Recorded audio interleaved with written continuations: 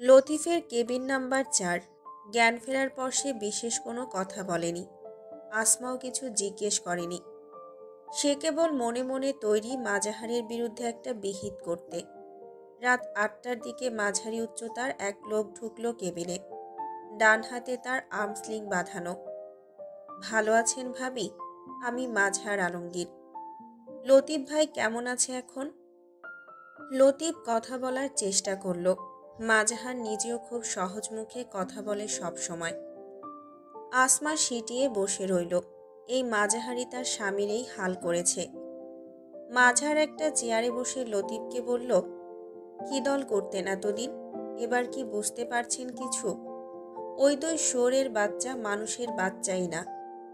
আসমা বুঝতে পারছিল না কিছুই। মাজাহার ফের বলে, আপনি এই অবস্থায় আমার বহুত কাজে আসতে পারেন।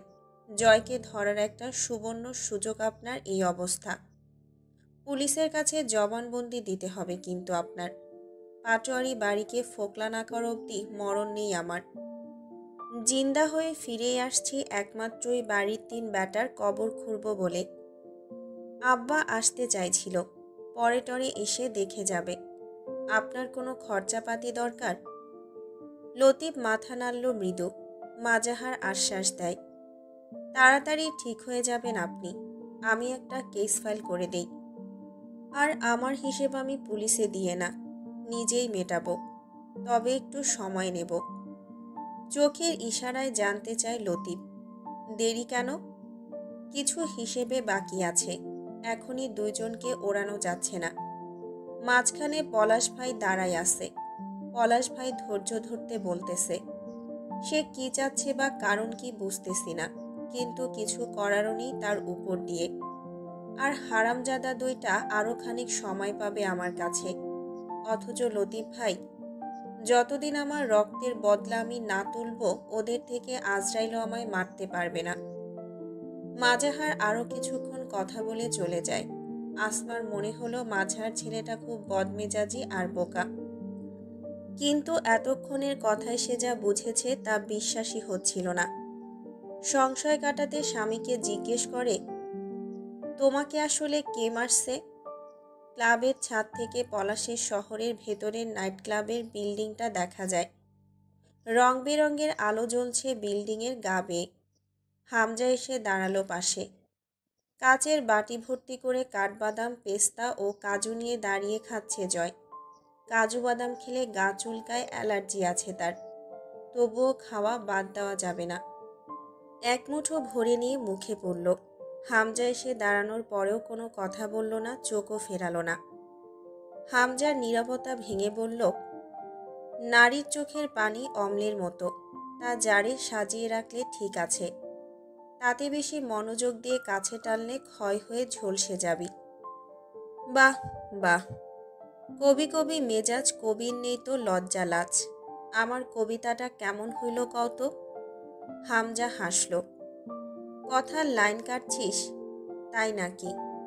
তাইলে তো বড় দুর্দিন চলে আসছে আমার। হ্যাঁ, আজকাল মাগি মাইনষের চোখের জলে ডুবে ডুবে মরে যাচ্ছি। মেজাজ খারাপ করা কথা না বলে বাড়ি যাও। তাকাতো আমার দিকে। জয় তাকালো, হেসেও ফেলল হো হো করে। জয়ের অট্টহাসির আওয়াজটা খুব অদ্ভুতরে শোনায়। হেসে বলল, কি বোঝাইতে চাচ্ছ? ঘায়েল হলে পুরুষ মাতাল হয় আর নারী কুচক্রী। নারীর কুচক্র অম্লের চেয়েও বেশি ক্ষয়সাধক। জয় ঠোঁট বাঁকিয়ে হাসল। জয়কে ক্ষয়ও করা যায় জেনে ভাল লাগলো। এমন ভাবনা ভাবার ক্ষেত্রে অধপতনটা তোমার নাকি আমার, সেটাই ভাবছি। যেহেতু আমি সঠিক ভাবছি তাই অধপতনটা তোর। মাছি তাড়ানোর মতো হাত নাড়ায় জয়। হামজা ভাই জিন্দাবাদ। জয়, তুই যদি মাটির তৈরি ফুলদানি হোস তো সেই মাটি দিয়েছে জমিন অর্থাৎ তোর বাপ। কিন্তু সেই মাটি পিটিয়ে হাতের দক্ষতায় সাজিয়েছি কিন্তু আমি তোকে। তোর চেয়ে তোকে ভালো জানা মানুষটা আমি। আমার লেখা বই তুই। দুটো কাজু বাদাম মুখে তুলে নেয় জয়। আওয়াজহীন হাসে। তোমার লেখা বই? তা হোক বা না হোক, শয়তানি কালামের বই আমি। যার প্রতিটা মন্ত্র প্রয়োগ করো নিজের স্বার্থে। ইয়ার পুরনো কথা কি? আমি স্বার্থপর এই কথা পূর্ব দিকে সূর্য ওঠার মতোই চিরন্তন সত্য। জয় কাজু বাদাম চিবোচ্ছে।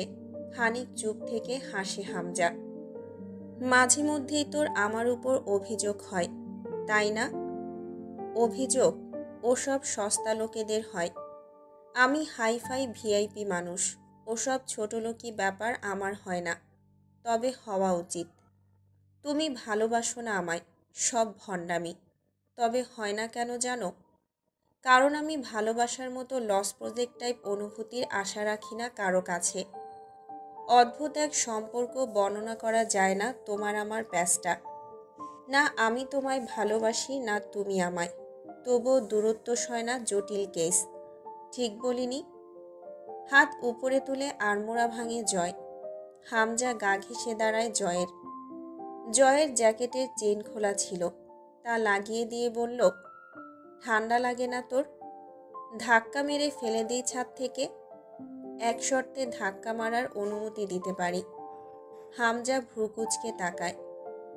জয় আবদার করার মতো নাটক করে বলে, আমার জন্য একটা 5 স্টার কবরের ব্যবস্থা করতে হবে। হামজা হেসে ফেলল। এরপর অনেকক্ষণ নীরবতা। হামজা টের পায় জয় অস্থির অশান্ত। বেশ কিছুক্ষণের নীরবতা ভেঙে বলে, তোর জন্য আমার অনুভূতি শূন্যের মতো জয়। সংখ্যার আগে বসাবি তো ওটা মূল্যহীন লাগবে, যেটাকে তুই আমার প্রশ্রয় বলিস। কিন্তু সংখ্যার পরে বসালে দেখবি সমান্তরাল হারে সংখ্যার মান বাড়ছে। একক থেকে দশক, শতক, হাজার, অযুত। ওটা ভালোবাসা কিনা জানি না, তুই যা ধরে নিবি তাই। জয় কিছু গাল থেকে উগরে দেবার মতো করে হেসে ওঠে। এসব কাব্যিক কথা রাখো। ভালোবাসা আবেগী অনুভূতি, আবেগের সাথে জয়ের কোনো আপোষ নেই। মেয়েলোক চাহিদার সামগ্রী আমার কাছে, নাথিং এলস। জয়ের কথা কানে গেল না যেন। আচমকাই স্বর বদলে গেল হামজার। তোর চোখে আফসোস দেখার অভ্যেস নেই আমার। পাপ করে এসে সেই পাপের খেয়ালে ডুবে থাকতে দেখার অভ্যেস নেই, তার শেখাইনি আমি। পাপ যেখানে হয়েছে সেখানেই রয়ে গেছে। তুই ফিরে এসেছিস, তার সঙ্গে নিয়ে ঘুরে বেড়াতে শেখায়নি। জয়, আমি ছাড়া অন্য কিছু তোর অস্থিরতার কারণ হোক, সেটা সহ্য করতে পারি না আমি। হাতের কাজু বাদাম দুটো হাতে ধরে জয় তাকিয়ে থাকে হামজার দিকে। তোকে গড়েছি আমি। খারাপ হোক ভালো হোক একটু একটু করে গড়ে তুলেছি তোকে। সেই তোর ভাঙনের কারণ অন্য কিছু হলে তা বরদাস্ত করতে পারবো না আমি। সৃষ্টিকর্তা মানুষকে জান দেয়, কেড়ে নেওয়ার মালিক সে। তোকে গড়েছি আমি, ভাঙার হলে, আঘাত করার হলে তা করব শুধুই আমি। তোর উপর আঘাতের অধিকার শুধু আমার। আমার বিয়ে দিয়েছি বউকে, ভালোবাসবি চলবে, কিন্তু আমি ছাড়া কোনো ভাঙন তোর চোখে দেখা গেলে দুনিয়াটা জ্বালিয়ে দেব, কসম। জয় কাজু বাদাম দুটো গালে পুরে গলা জড়িয়ে ধরল হামজার। তুমি তো দেখতেছি মহিলা মানুষের চেয়েও বেশি হিংসুটে। রাশিগত সমস্যা আছে নাকি? কন্যা রাশি? আমার কিচ্ছু হয় নাই, খালি শান্তির অভাব। একটা গান গাই, ওরে শান্তি কেন নাই রে দুনিয়ায়। সান্ত্বনা আশা করছিস আমার কাছে? করতেছি না। যা তুমি দেবে না সেই আশা করব কেন? আরে বাপ, কিছুই হয় নাই আমার। মেয়ে মানুষের মামলা বোঝই তো। আগুন জ্বলতেছে বুকে, আগুন নেভানো দরকার। হোটেলে যাই চলো, একটু সুখ দরকার। আমি গরম হয়ে আছি খুব। ঠান্ডা হলেই সব ওকে। ও, তোমার তো ঘরে বউ আছে, তুমি কেন যাবা? আমরা বাল বিয়েরটা ব্যাচেলর পাবলিক। হামজা বিরক্ত হয়। মিথ্যা হাসি সবার ঠোঁটে মানায় না, বিশেষ করে তার ঠোঁটে পাপের হাসি আর নিষ্পাপ হাসি ছাড়া হাসিই মানায় না। হাসিস না, বিরক্ত লাগছে। কিছুক্ষণ আনমনে দাঁড়িয়ে থাক, দুঃখগুলো ক্লান্ত হয়ে গেলে চলে যাবে। আমি আসছি। জয় চুপচাপ দাঁড়িয়ে থাকে। সম্পর্কে সবসময় খাঁটি অনুভূতি প্রয়োজনীয় না। সম্পর্কে সততা দরকার, একমাত্র সততা। তার আর হামজার সম্পর্কের বিশেষত্ব এটাই, দুজনের কাছে দুজনের কোনো কপটতা নেই, যা মনে তাই মুখে। বানোয়াট কিছু দেখানোর চেষ্টা নেই, এখানেই দুজন অবিচ্ছেদ্য। জয় চেয়ে থাকে অন্ধকার আকাশের দিকে। হামজা খুব হিংসুটে একটা ব্যাপারে। জয়ের কোনো ক্ষতি হামজার আসতে হলে ঠিক আছে, কিন্তু অন্য কিছুর জন্য নয়। কারণ হামজা মানে জয়ের দুঃখের অধিকার শুধুই তার, সুখের অধিকার যে কারো হতেই পারে। মদের বোতল এনে রাখে হামজা টেবিলের উপর। অলস ভঙ্গিতে চেয়ারে বসতে বসতে বলে, পাপীদের ধ্বংস কোথায় জানিস? জানা দরকার। এক পাপের পর পরবর্তী পাপের আগে কিছুটা সময় নেওয়ায়। মানুষের ভেতরে আবার বিবেক নামক একটা চুলকানি আছে। পাপ করে কিছুটা সময় দিলেই ওই শালা কুরকুর করে ওঠে, আর সেখান থেকেই এক ক্রমশ বর্ধনশীল ছিদ্র তৈরি হয়, ধ্বংসের ছিদ্র। এজন্যই বুদ্ধিমান পাপীরা থামে না, একাধারে অবিরত পাপ করে যায়। বিবেককে কুরকুর করে ওঠার সময় দেয় না। জয় হাসল। আমি পাপের মাত্রা কমিয়ে এনেছি, তাই তো?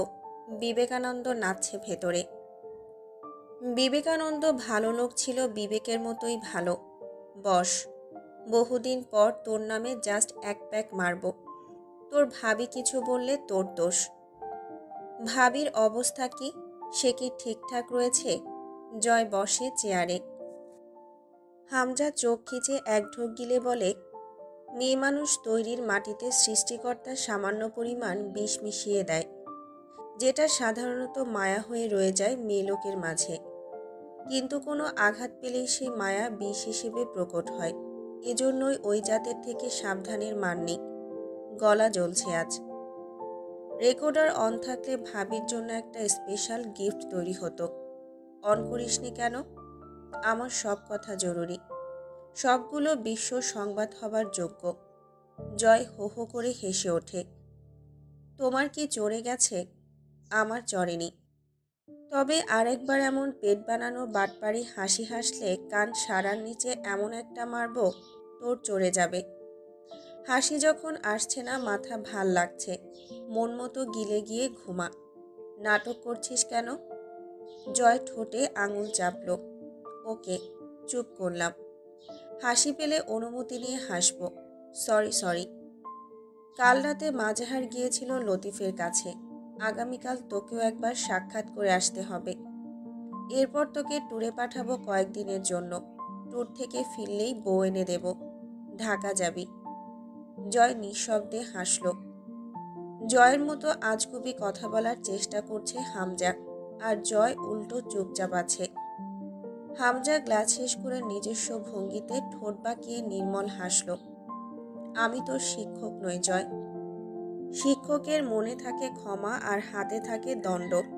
আমার মনে তোর জন্য ক্ষমার ভাণ্ডার থাকলেও হাতে কোনোদিন দণ্ড ওঠায়নি। কারণ আমি শিক্ষক নই, তোর কারিগর।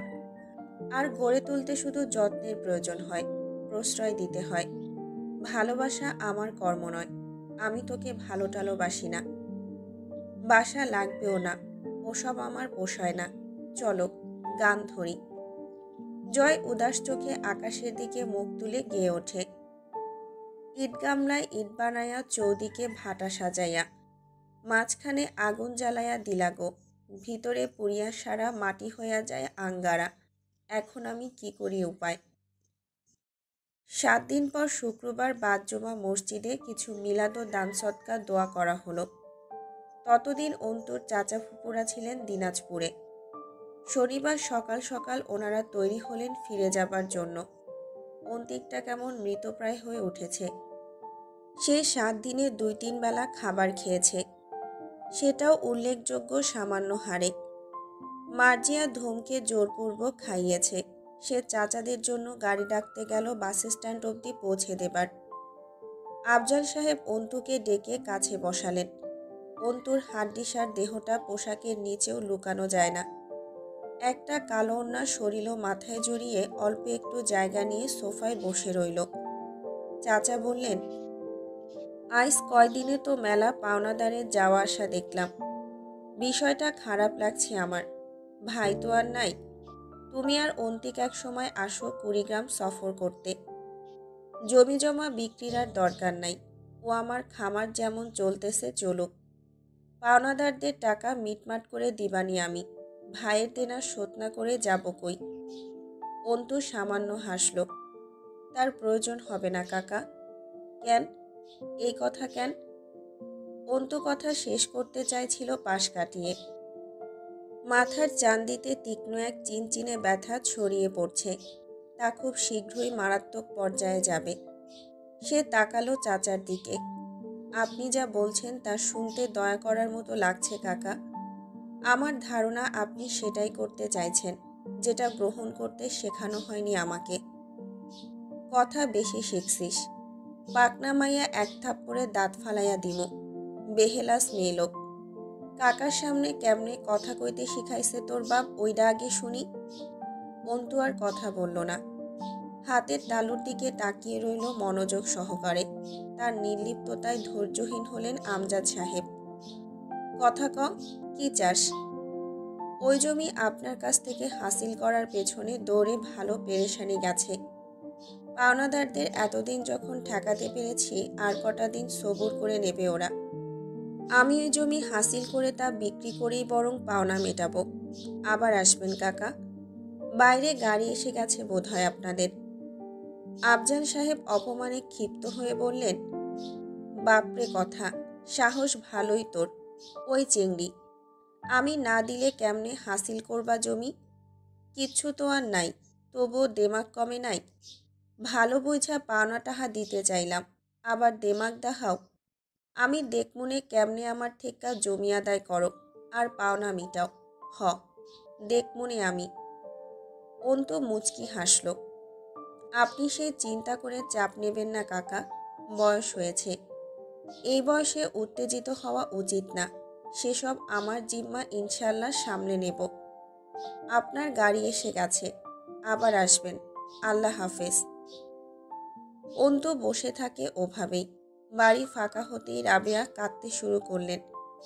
অন্তুর মাথার ব্যথাটা চিনচিনিয়ে উঠল। অন্তু ধমকে উঠল, কান্না থামাও।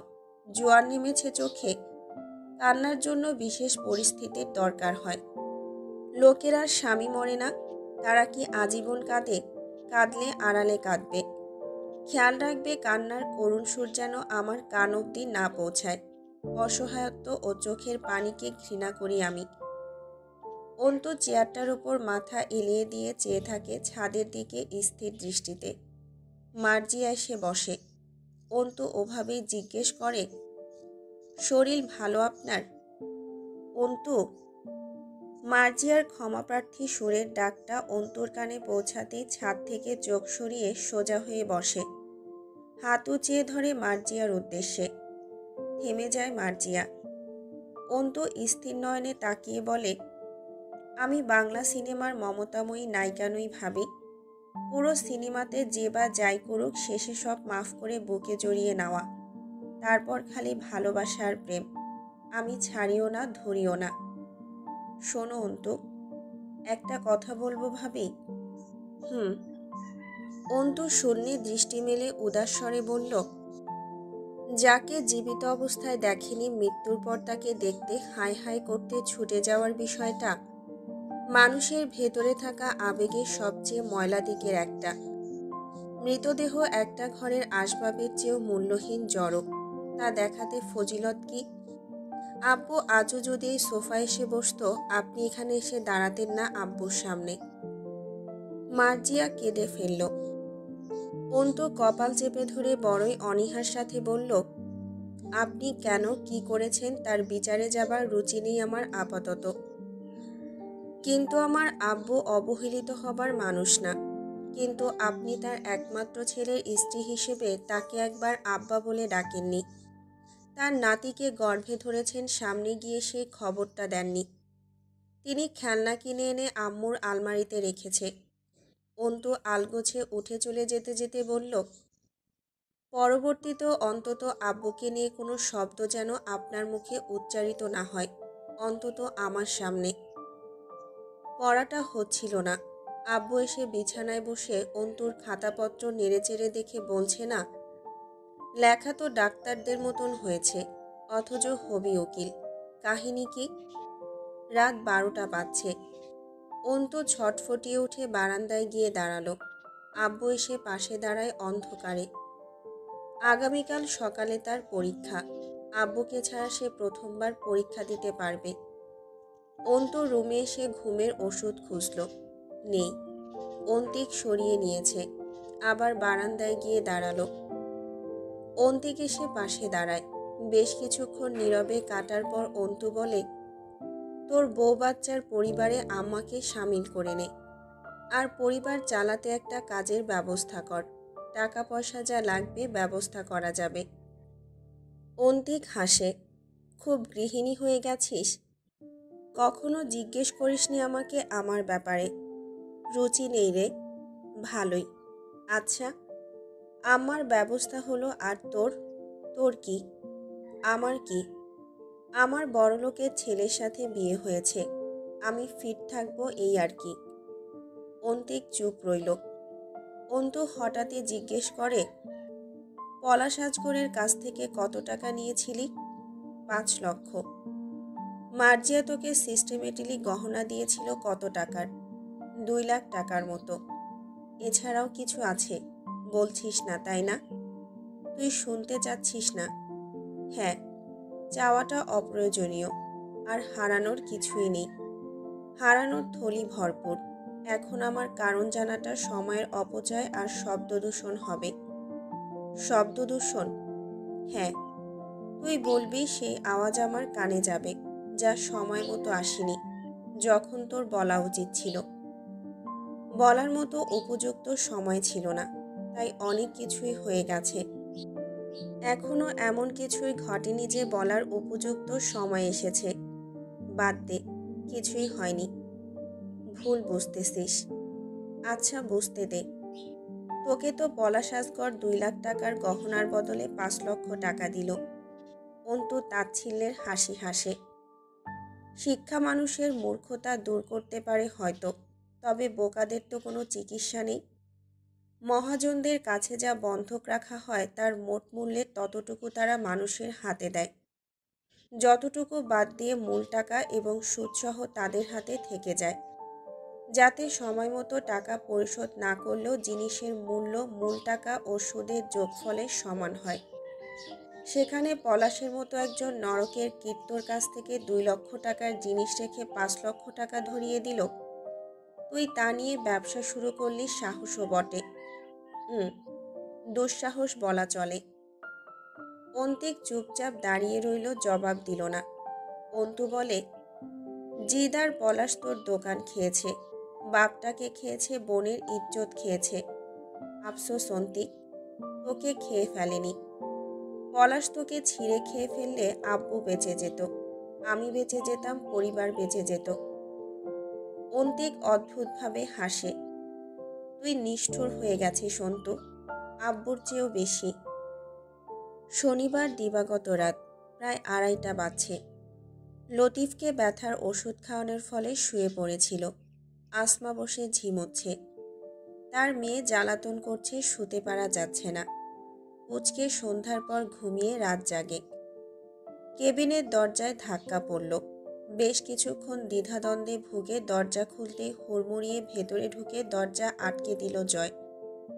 আসমার আতঙ্কিত মুখের দিকে তাকিয়ে জয় নিজের স্বভাবসুলভ ভঙ্গিতে হাসল। লাইট জ্বালান ভাবি, বেশি অন্ধকারে থাকলে চোখ নষ্ট হয়, আর চেঁচাবেন না যেন ভুলেও, তাতে শব্দ দূষণ হয়। মহিলা ভয়ে জুবুথুবু হয়ে বলে, কেন আসছেন? জয় 2 পাশে মাথা নাড়ল। লাইট জ্বালান। লতিফের ঘুম ভাঙল। ভয়ে শীতের রাতে ঘাম ছুটেছে বেচারার শরীরে। জয় কোমর থেকে পিস্তল বের করে ম্যাগাজিন খুলে বুলেট চেক করতে করতে বলল, শরীর ভালো লতিফ ভাই? লতিফ উঠে বসার চেষ্টা করল, কিন্তু পারল না। জয় পিস্তল লোড করে তাকালো। বিশ্বাসঘাতকদের বাঁচিয়ে রাখতে নেই লতিফ ভাই, সব নীতিতেই তাই। তবে বিশেষ রাজনীতিতে বিশ্বাসঘাতকতার শুকনো খড়িতে দাউ দাউ করে জ্বলা আগুনের মতো। আজ আমাদের সাথে গাদ্দারি করেছেন, কাল মাজাহারের সাথে করবেন। আপনাকে মেরে ফেলাই উচিত। আপনি যে কারো জন্যই ক্ষতিকর।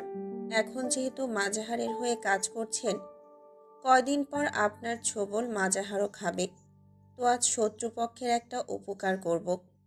সবার ভালোর জন্যই মারব আমি আপনাকে, মাইন্ড কইরেন না। লতিফ কিছু বলতে চাইছিল, জয় হাত নেড়ে থামায়। শুনেছি ফেরাউন মৃত্যুর দূতকে সামনে দেখে তওবা করেছিল। আপনাদের আল্লাহ কিন্তু তওবা কবুল করে নাই। মৃত্যুকে সামনে রেখে গুনাহ কবুল করলে সেই গুনাহগার ক্ষমা পায় না লতিফ ভাই। লতিফ অবাক হয়। এই জলদ গম্ভীর জয়কে সে দেখেনি। জয় চঞ্চল বদমাস, সবসময় তার চোখে মুখে ফুটে থাকে এক বিদঘুটে রসিকতা ভরা শয়তানি হাসি, যার কথার উচ্চারণ অশুদ্ধ মূর্খতায় পূর্ণ। আজ জয়কে লাগছে উচ্চশিক্ষিত মৃত্যুদূত। এই জয় বরফ শীতল পিণ্ড। পিস্তল তাক করে ধরল জয়। আসমা এক কোণে দাঁড়িয়ে মেয়েটাকে জাপটে ধরে কাঁদছে।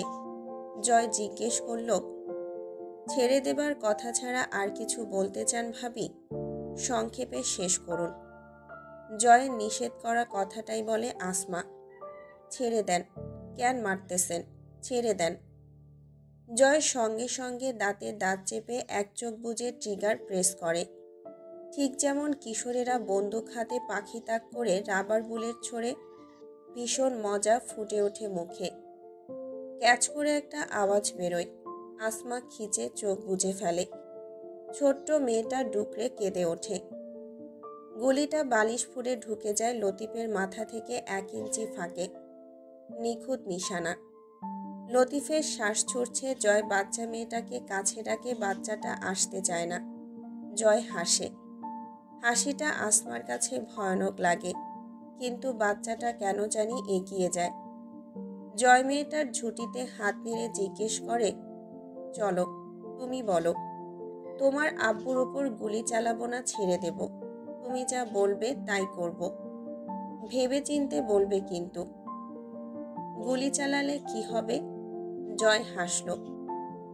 গুলি চালানোর পর তুমি তোমার আব্বুকে 1000 ডাকলেও সে আর উত্তর দেবে না তোমার ডাকের।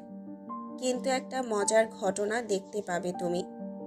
আমার হাতের এই পিস্তল থেকে একটা বুলেট ছুঁড়ে গিয়ে তোমার আব্বুর ঠিক কপাল বরাবর বিঁধবে। খুব চমৎকার একটা দৃশ্য। আমি ট্রিগার দাবাতেই শ করে একটা বুলেট ছুঁড়ে যাবে তোমার আব্বুর দিকে। দারুণ মজা লাগবে তোমার দেখতে বিষয়টা। মেয়েটা জয়ের দিকে তাকিয়ে থাকে। দারুণ লাগবে দেখতে? খুবই দারুণ লাগবে। কিন্তু আব্বু কথা বলবে না কেন? জয় সোজা হয়ে দাঁড়ালো।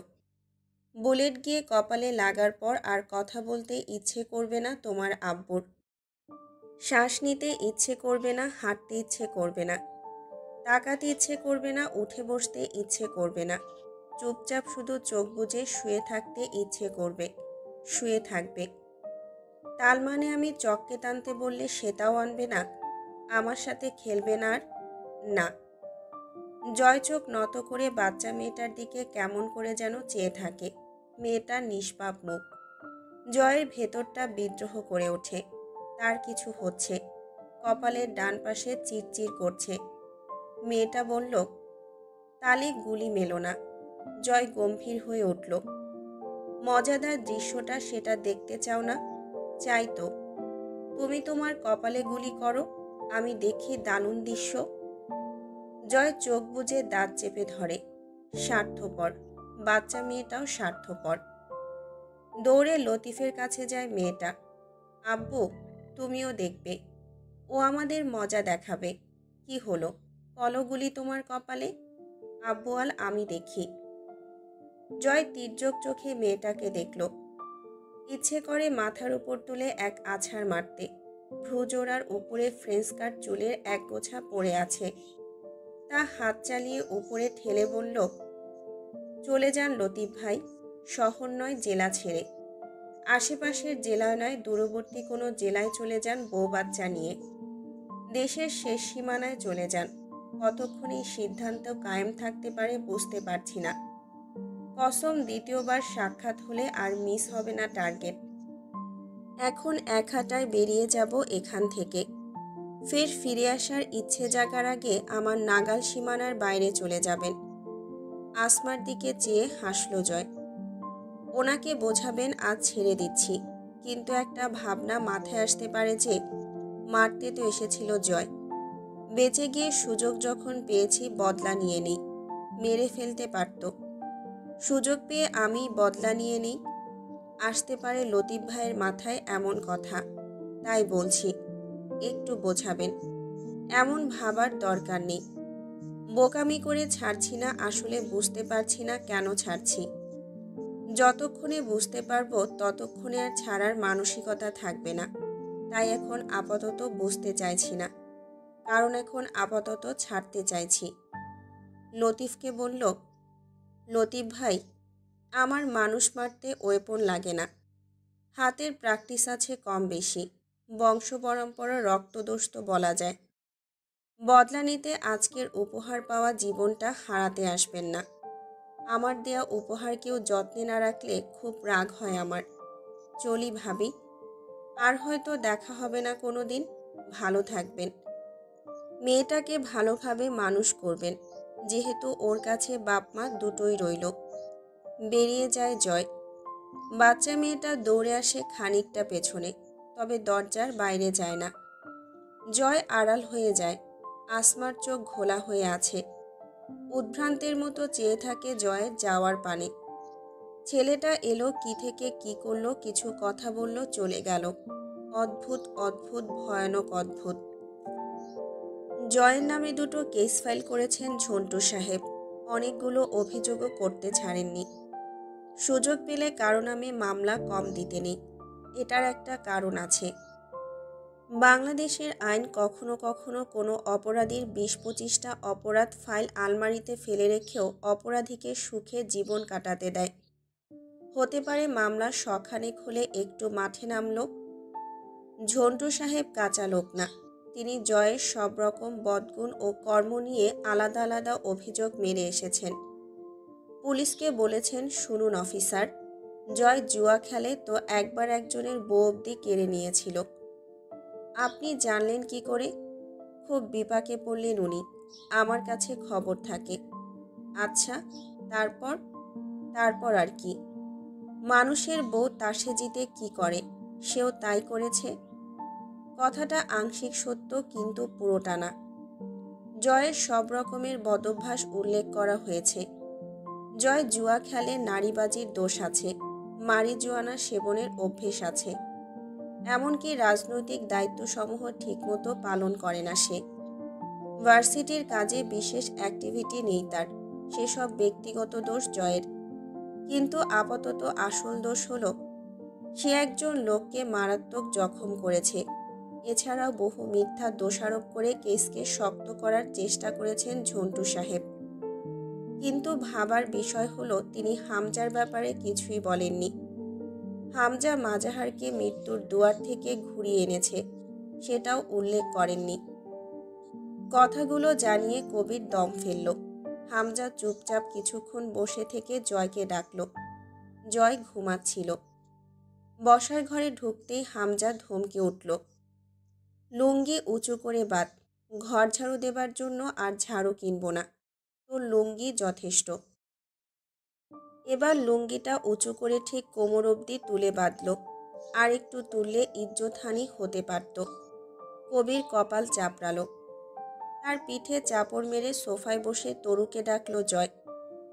আদা, মশলা, মরিচ, পেঁয়াজ, রসুন মেরে একটু পানি গরম করে দে তো তরু। গলায় কুরকুরানি উঠতেছে। তরু কটমট করতে করতে এসে বলল, একটু হলুদ, ধনিয়ার গুঁড়ো, সয়াবিন তেল, জিরেও দিয়ে দিই। যদি গলার ব্যথা সারাতে কার্যকর হয় তাহলে আলবত দিবি। সাথে একটু মাল মেশাতে পারিস। অত্যন্ত সুন্দর একটা ড্রিঙ্কস তৈরি হবে।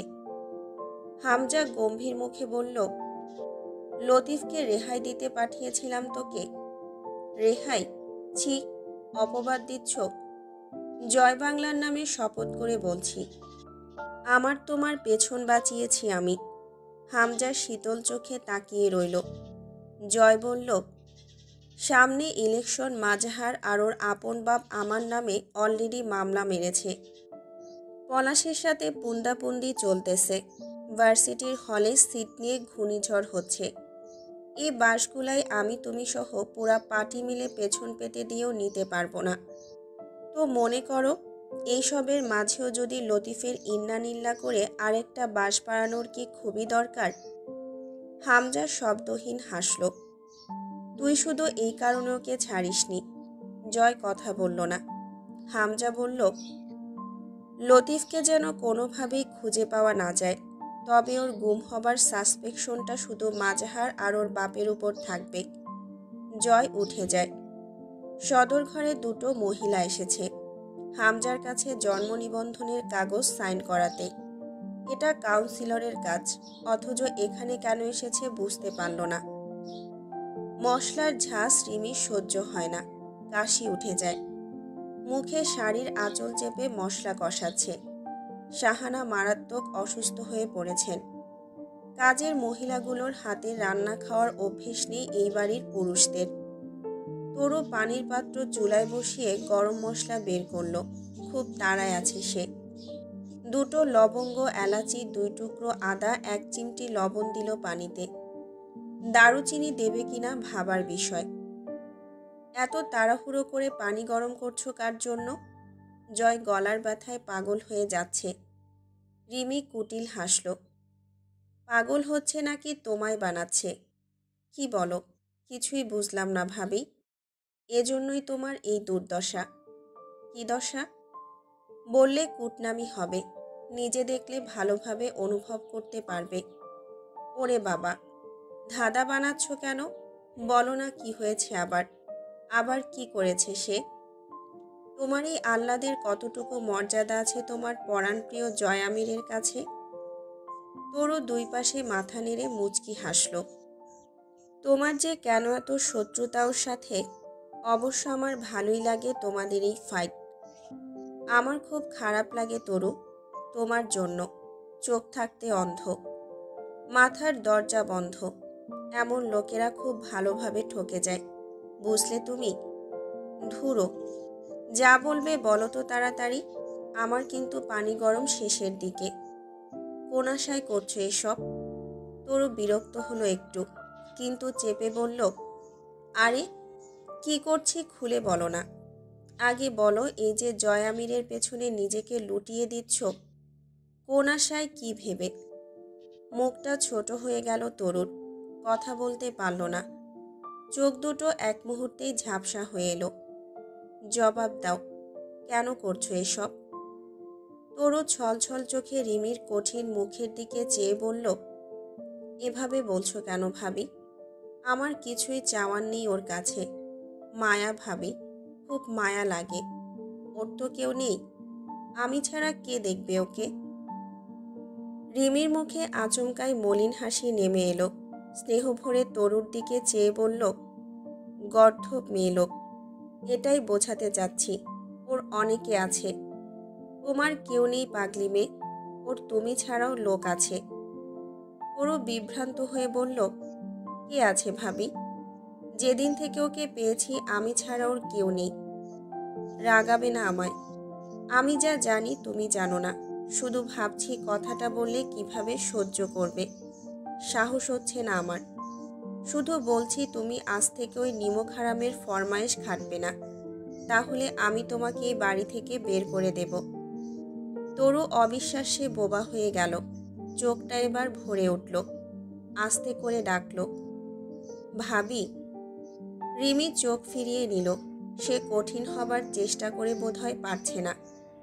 তরু রিমির আচরণে আহত হয়ে চেপে ধরল। কি হয়েছে ভাবি? তোমার কসম লাগে খুলে বলো। তুমি আমার উপর রাগটাগ ঝাড়ো, কিন্তু তো কখনো এভাবে কথা বলো না আমার সাথে। আগে ভাবতাম দেরিতেই হোক জয় তোমাকে কখনোই এড়াতে পারবে না, অথচ মনই ছিল না এই বাড়ির ছেলেরা শয়তানকেও শয়তানি শেখায়। তরু ভ্রু জড়ালো। আগে যা ভাবতে এখন ভাবতে দোষ কি? রিমি কিছুক্ষণ তাকিয়ে থেকে হেসে ফেলল। তা জানলে তো আর এভাবে ফরমাইশ খাটতে দৌড়ে আসতে না। সত্যি বলতে আমার তোমাকে কথাটা জানাতে কষ্ট হচ্ছে মেয়ে, কিন্তু তুমি ওই নিমক হারামটার জন্য এত উতলা হয়ে ওর গোলামি খাটবে, এটা আমি দেখতে পারবো না। তরু কোনো কথা বলল না, তার বড় অস্থির লাগছে। রিমি বলল, তোমার আশিক জয়ামির বিবাহ করিয়া সারিয়াছেন তরুনিধি খাতুন। চমকে গিয়ে নিজেকে বোকা প্রমাণিত করো না তরু। বরাবর জয়ের উপর তোমার পাগলামিতে আমার তোমার উপর শুধুই মায়া হয়েছে। আমি জানতাম শীতের মৌসুমের গাছের পাতার মতো ঝরে পড়তেই হবে তোমাকে একদিন। সেই দিন এলো শেষমেশ। শেষের দিকে উদাসীন হয়ে পড়ল রিমি। তোমার হামজা ভাইকে আমিও ভালোবেসেছিলাম তরু। তার বদলে সে শুধুই নিজের রূপ দেখিয়ে আমাকে খান খান করে ফেলেছে। ক্ষমতালোভী নোংরা এক একটা রাজনীতিবিদকে এই জীবনে ভালোবেসেছি আমি। আব্বু, কাকা, মাজাহার ভাইয়া, অবশেষে এই লোকটাকে। আমি সব বুঝি জানো, তবু এদের মায়া কাটাতে পারি না। তরু এই জগৎ ত্যাগ করেছে যেন। সে চমকে গেছে কিনা বোঝা গেল না, তবে অসাড় হয়ে দাঁড়িয়ে রইল চুলার পাশে। জয়ামির মিথ্যে বলে না। সে সেদিন বলেছে সে সেদিন তরুকে খুন করে এসেছে। জিজ্ঞেস করলে বিয়ের কথাও স্বীকার করত, কিন্তু তরু জিজ্ঞেস করেনি। জয় নিজের বিরুদ্ধে যে কোনো ধরনের জঘন্য মিথ্যাকে নির্বিঘ্নে স্বীকার করার জোর রাখে। জয়ের ডাক শোনা গেল, তরু মরে গেছিস? গরম পানি দিয়ে যা, গলা আটকে আছে একদম। বের হব আমি, তাড়াতাড়ি আয় বাল। শার্টটাও আয়রন করে রাখিসনি। কার বালটা পরে বের হব আমি? তরুকে তবুও চুপচাপ চুলার পাশে দাঁড়িয়ে থাকতে দেখে রিমি বলল, এই বাড়ির কোনো ব্যাটা ছেলেই মানুষ না। সবগুলো এক একটা রক্তখেকো জানোয়ার। প্রমাণ না পাওয়া অবধি বিশ্বাস না করলেও চলবে। এ কথা খুব তেতো শোনায় আমার মুখে, তাই না? সত্যি কথা তো, এই জন্য। আজ রবিবার। রবি মানে সূর্য, তাই সূর্যটাও নিজের সবটুকু তাপ ছেড়ে টকবক করে উদিত হয়েছে আজ। সকাল 10:30টার দিকে মুস্তাকিন এসেছে, বসে আছে। অন্তু বই খাতা গুছিয়ে রেখে বসার ঘরে যাবার আগে অভ্যাসবশত মাথার ওড়না তুলতে গিয়ে হাসে। বেশ্যার মাথায় ওড়নার পর্দা, হাস্যকরই তো। মুস্তাকিন মাথা নত করে বসে আছে, তার অভিব্যক্তিটা অব্যক্ত। কেমন আছেন মুস্তাকিন সাহেব? অন্তুর আওয়াজে নিরস মুখে তাকায় মুস্তাকিন। ঢাকা ছিলাম, কিছুই জানতাম না। কি থেকে কি হয়ে গেছে এই কয়দিনের ব্যবধানে। অন্তু হাসার চেষ্টা করল। কোনো একদিনের ব্যবধানে দেখবেন এই পৃথিবীতে কিয়ামত ঘনিয়ে এসেছে। যা ঘটবে তার আভাস খুবই কম পাওয়া যায় মুস্তাকিন সাহেব। কি ব্যাপার, তাকাচ্ছেন না কেন আপনি? ইচ্ছে করছে না। কেন? বুঝতে পারছি না। আমার এতক্ষণেও বিশ্বাস হচ্ছিল না এইসবে। আপনার কথার ধরনে বিশ্বাস করার তাগিদ টের পাচ্ছি। কি থেকে কি হয়েছে? মুস্তাকিনের দিকে চেয়ে অন্তু মলিন হাসল। সেদিন আব্বুদের কোথায় নামিয়ে দিয়েছিলেন? সেদিন স্যারের নিষেধ না মেনে আমি ওনাদের সাথে আসলে এসব কিছুই হতো না, কিছুই বদলাতো না। কিছুই করার ছিল না ওখানে। রটনা রটে যাওয়া আর বাদ ফুঁড়ে পানির স্রোত মুক্ত হয়ে যাওয়া একই। সেই পানিকে ফেরানো যায় না, রটনাও মুছে ফেলা যায় না। ছাড়ুন সেই কথা। মুস্তাকিন বেশ কিছুক্ষণ চেয়ে রইল অন্তুর দিকে।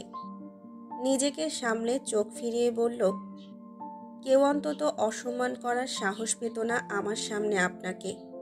আর লোকে কি বলল তাতে প্রভাবিত হবেন কেন আপনি? লোকের কথায় কি যায় আসে? অন্তু আলতো হাসল, উদাসীন হাসি। খুব আসে যায় মুস্তাকিন সাহেব। আত্মসম্মান অবধি ঠিক আছে, কিন্তু যখন প্রশ্ন সম্মানের ওঠে, তখন লোকে আপনাকে সম্মান দিলে সেটা কেবল সম্মান। সম্মানের ব্যাপারটা হলো আপনারে বড় বলে বড় সেই নয়। লোকে যারে বড় বলে বড় সেই হয়, কিন্তু লোকে যদি বড়কে ছোট বলে, সেটাও ভুল নয়। তাদের দৃষ্টিকোণ থেকে তো তাই ঠিক। তাদেরকে দেখানো হয়েছে বিধায় তারা ছোট দেখছে, নয়তো এত ছোট করে দেখার সুযোগ ছিল কোথায় তাদের। মোস্তাকিন আস্তে করে মাথাটা নত করল, কিছু ভাবল। সোফার হাতলে হাত এলিয়ে মাথা নিচু করে বসে রইল। হাতের ঘড়িটা জলজল করে জ্বলছে।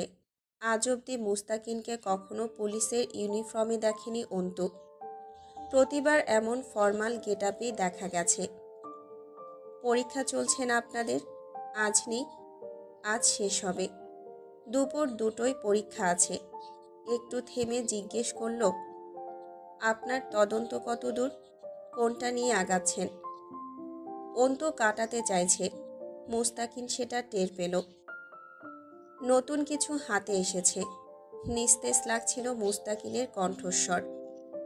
তাকাচ্ছিল না অন্তুর দিকে, নিজের বাঁ হাতের তর্জনীতে থাকা গাড়ির চাবির দিকে চেয়ে আছে। নতুন কিছু? পুরনোগুলো আনসলভ রেখে নতুন কেন?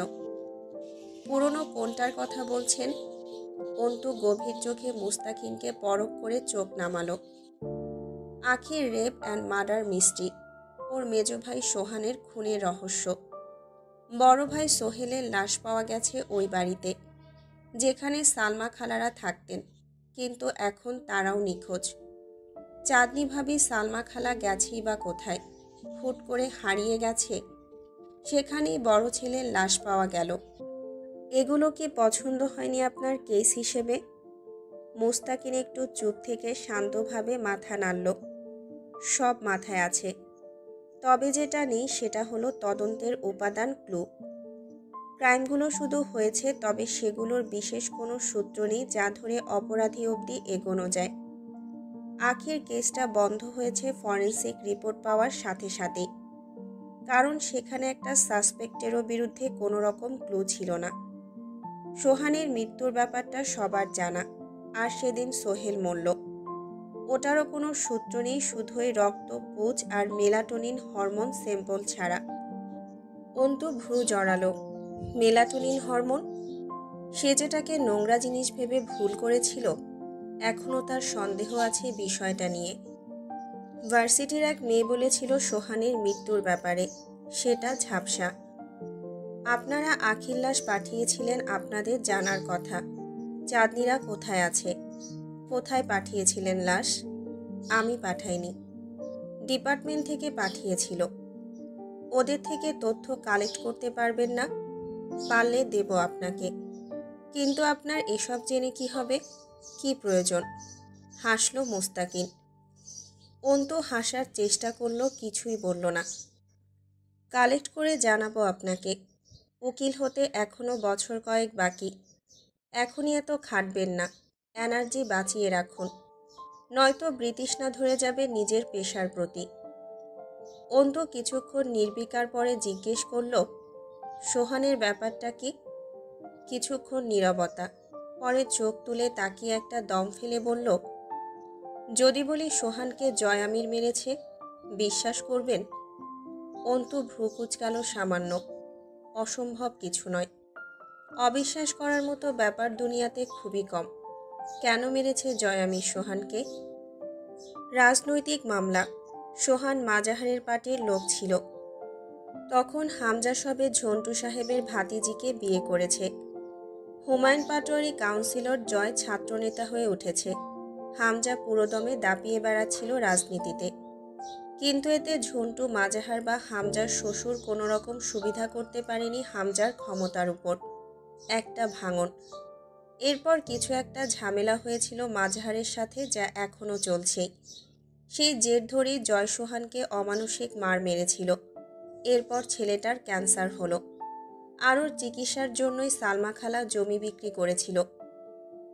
অন্তু বিশেষ আগ্রহ পেল না। কিছু কথা নতুন অবশ্য, তবে শেষের কথাগুলো তানিয়ার কাছেই সে শুরুতেই শুনেছে।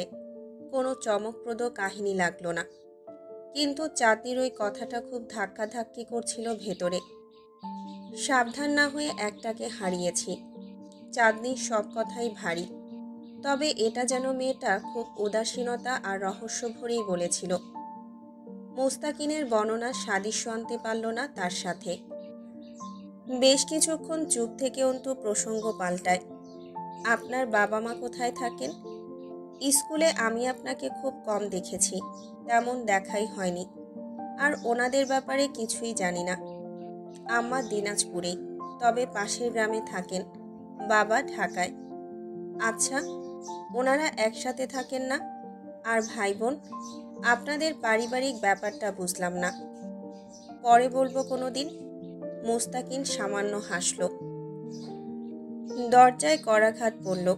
অন্তু আটকে উঠল অজান্তেই। এই করাঘাত তাকে আতঙ্কিত করে তুলল।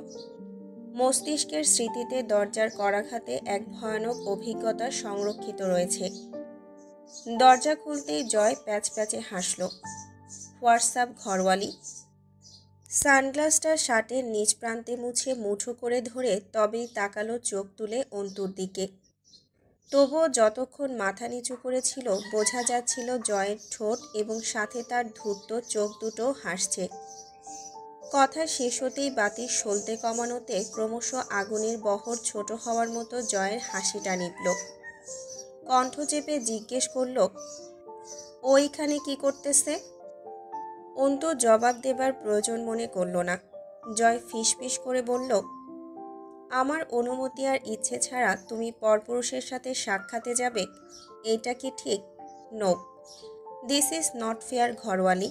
খুবই রাগ হচ্ছে ব্যাপারটাতে। অন্তু এবার মুচকি হাসল। আপনার রাগের কারণ হওয়ার জন্য আমি দুঃখিত জয় আমির, কিন্তু পরপুরুষের ঘরে ঢোকানোই কি আমার বৈশিষ্ট্য নয়? অন্তুর এই দুঃসাহস আর অধ্যত্ত জয়ের ভেতরে রক্ত টগবগিয়ে ফুটিয়ে তুলল। জয় দাঁতে দাঁত চেপে ধরে চোখ বুজে বকে উঠল, শালির মেয়ে। জয় কপালে হাত রেখে সালাম দিল মুস্তাকিনকে। মুচকি হাসল মুস্তাকিন। বসুন। হালচাল ভালো? খারাপ থাকার জন্য যে বিশেষত্বটা দরকার সেটাই আমার নেই। খারাপ থাকে ভালো মানুষেরা, আমি তো খারাপ মানুষ। অন্তু আবার এসে বসতে নিলে বাধা দিল জয়। ওহো, ভেতরে যাও আরমিন, দ্রুত তৈরি হয়ে এসো, তোমার এক্সাম আছে। অন্তু নিষেধ শুনেই বরং বসে পড়ল। দুটো এক্সাম, 11টা বাজছে। জয় ক্ষণকাল মেঝের দিকে চেয়ে থেকে বলল, আজ পরীক্ষা পিছিয়েছে, 12টায় পরীক্ষা। হঠাৎ? জয় বলল, আজ শেষ পরীক্ষা, ভার্সিটিতে কিছু ঝামেলা হয়েছে, পরীক্ষার সময় পিছিয়েছে। তো আপনি এই কথা এভাবেই সবার বাড়ি বাড়ি ও হলে গিয়ে জানিয়ে আসছেন? তুমি অনুমতি দিলে তাই হবে। ভার্সিটির সব ছাত্রীগুলারে বিয়ে করব। এরপর সবার বাড়ি বাড়ি গিয়ে বলে আসব, একটু জামাই আদরও পাওয়া যাবে। অনুমতি আছে, করে ফেলুন। মুস্তাকিন চুপচাপ বসেছিল। জয়ের মনে হলো তার দ্বারা এর চেয়ে বেশিক্ষণ ভদ্র আচরণ করা অসম্ভব। সে বিশাল বড় হেসে মুস্তাকিনকে বলল, তো মুস্তাকিন সাহেব, কি কাজে এসেছিলেন সেসব যাক। আমার মনে হয় আপনার কাজ শেষ, এখন আসতে পারেন। আমার বউটার পরীক্ষা আছে তো বাহির হইতে হবে। ফর্মালিটির চোটে উঠে যাইতে পারতেছে না। ভদ্রলোকের মেয়ে তো, আপনি গেলে তবে উঠে তৈরি হতে যেতে পারবে। অন্তু চোখ বুঝল। তামাশা তৈরি করতে জয়ের কোনো পূর্ব প্রস্তুতির দরকার পড়ে না। কিছুটা লেহাজ সংকোচ নেই তার মাঝে। কিন্তু আশ্চর্যের বিষয়, মুস্তাকিন খুবই স্বাভাবিকভাবে বের হয়ে গেল। জয় একাই বসে রইল। কেউ উকি দিয়েও দেখল না জয়কে সেই ঘরে।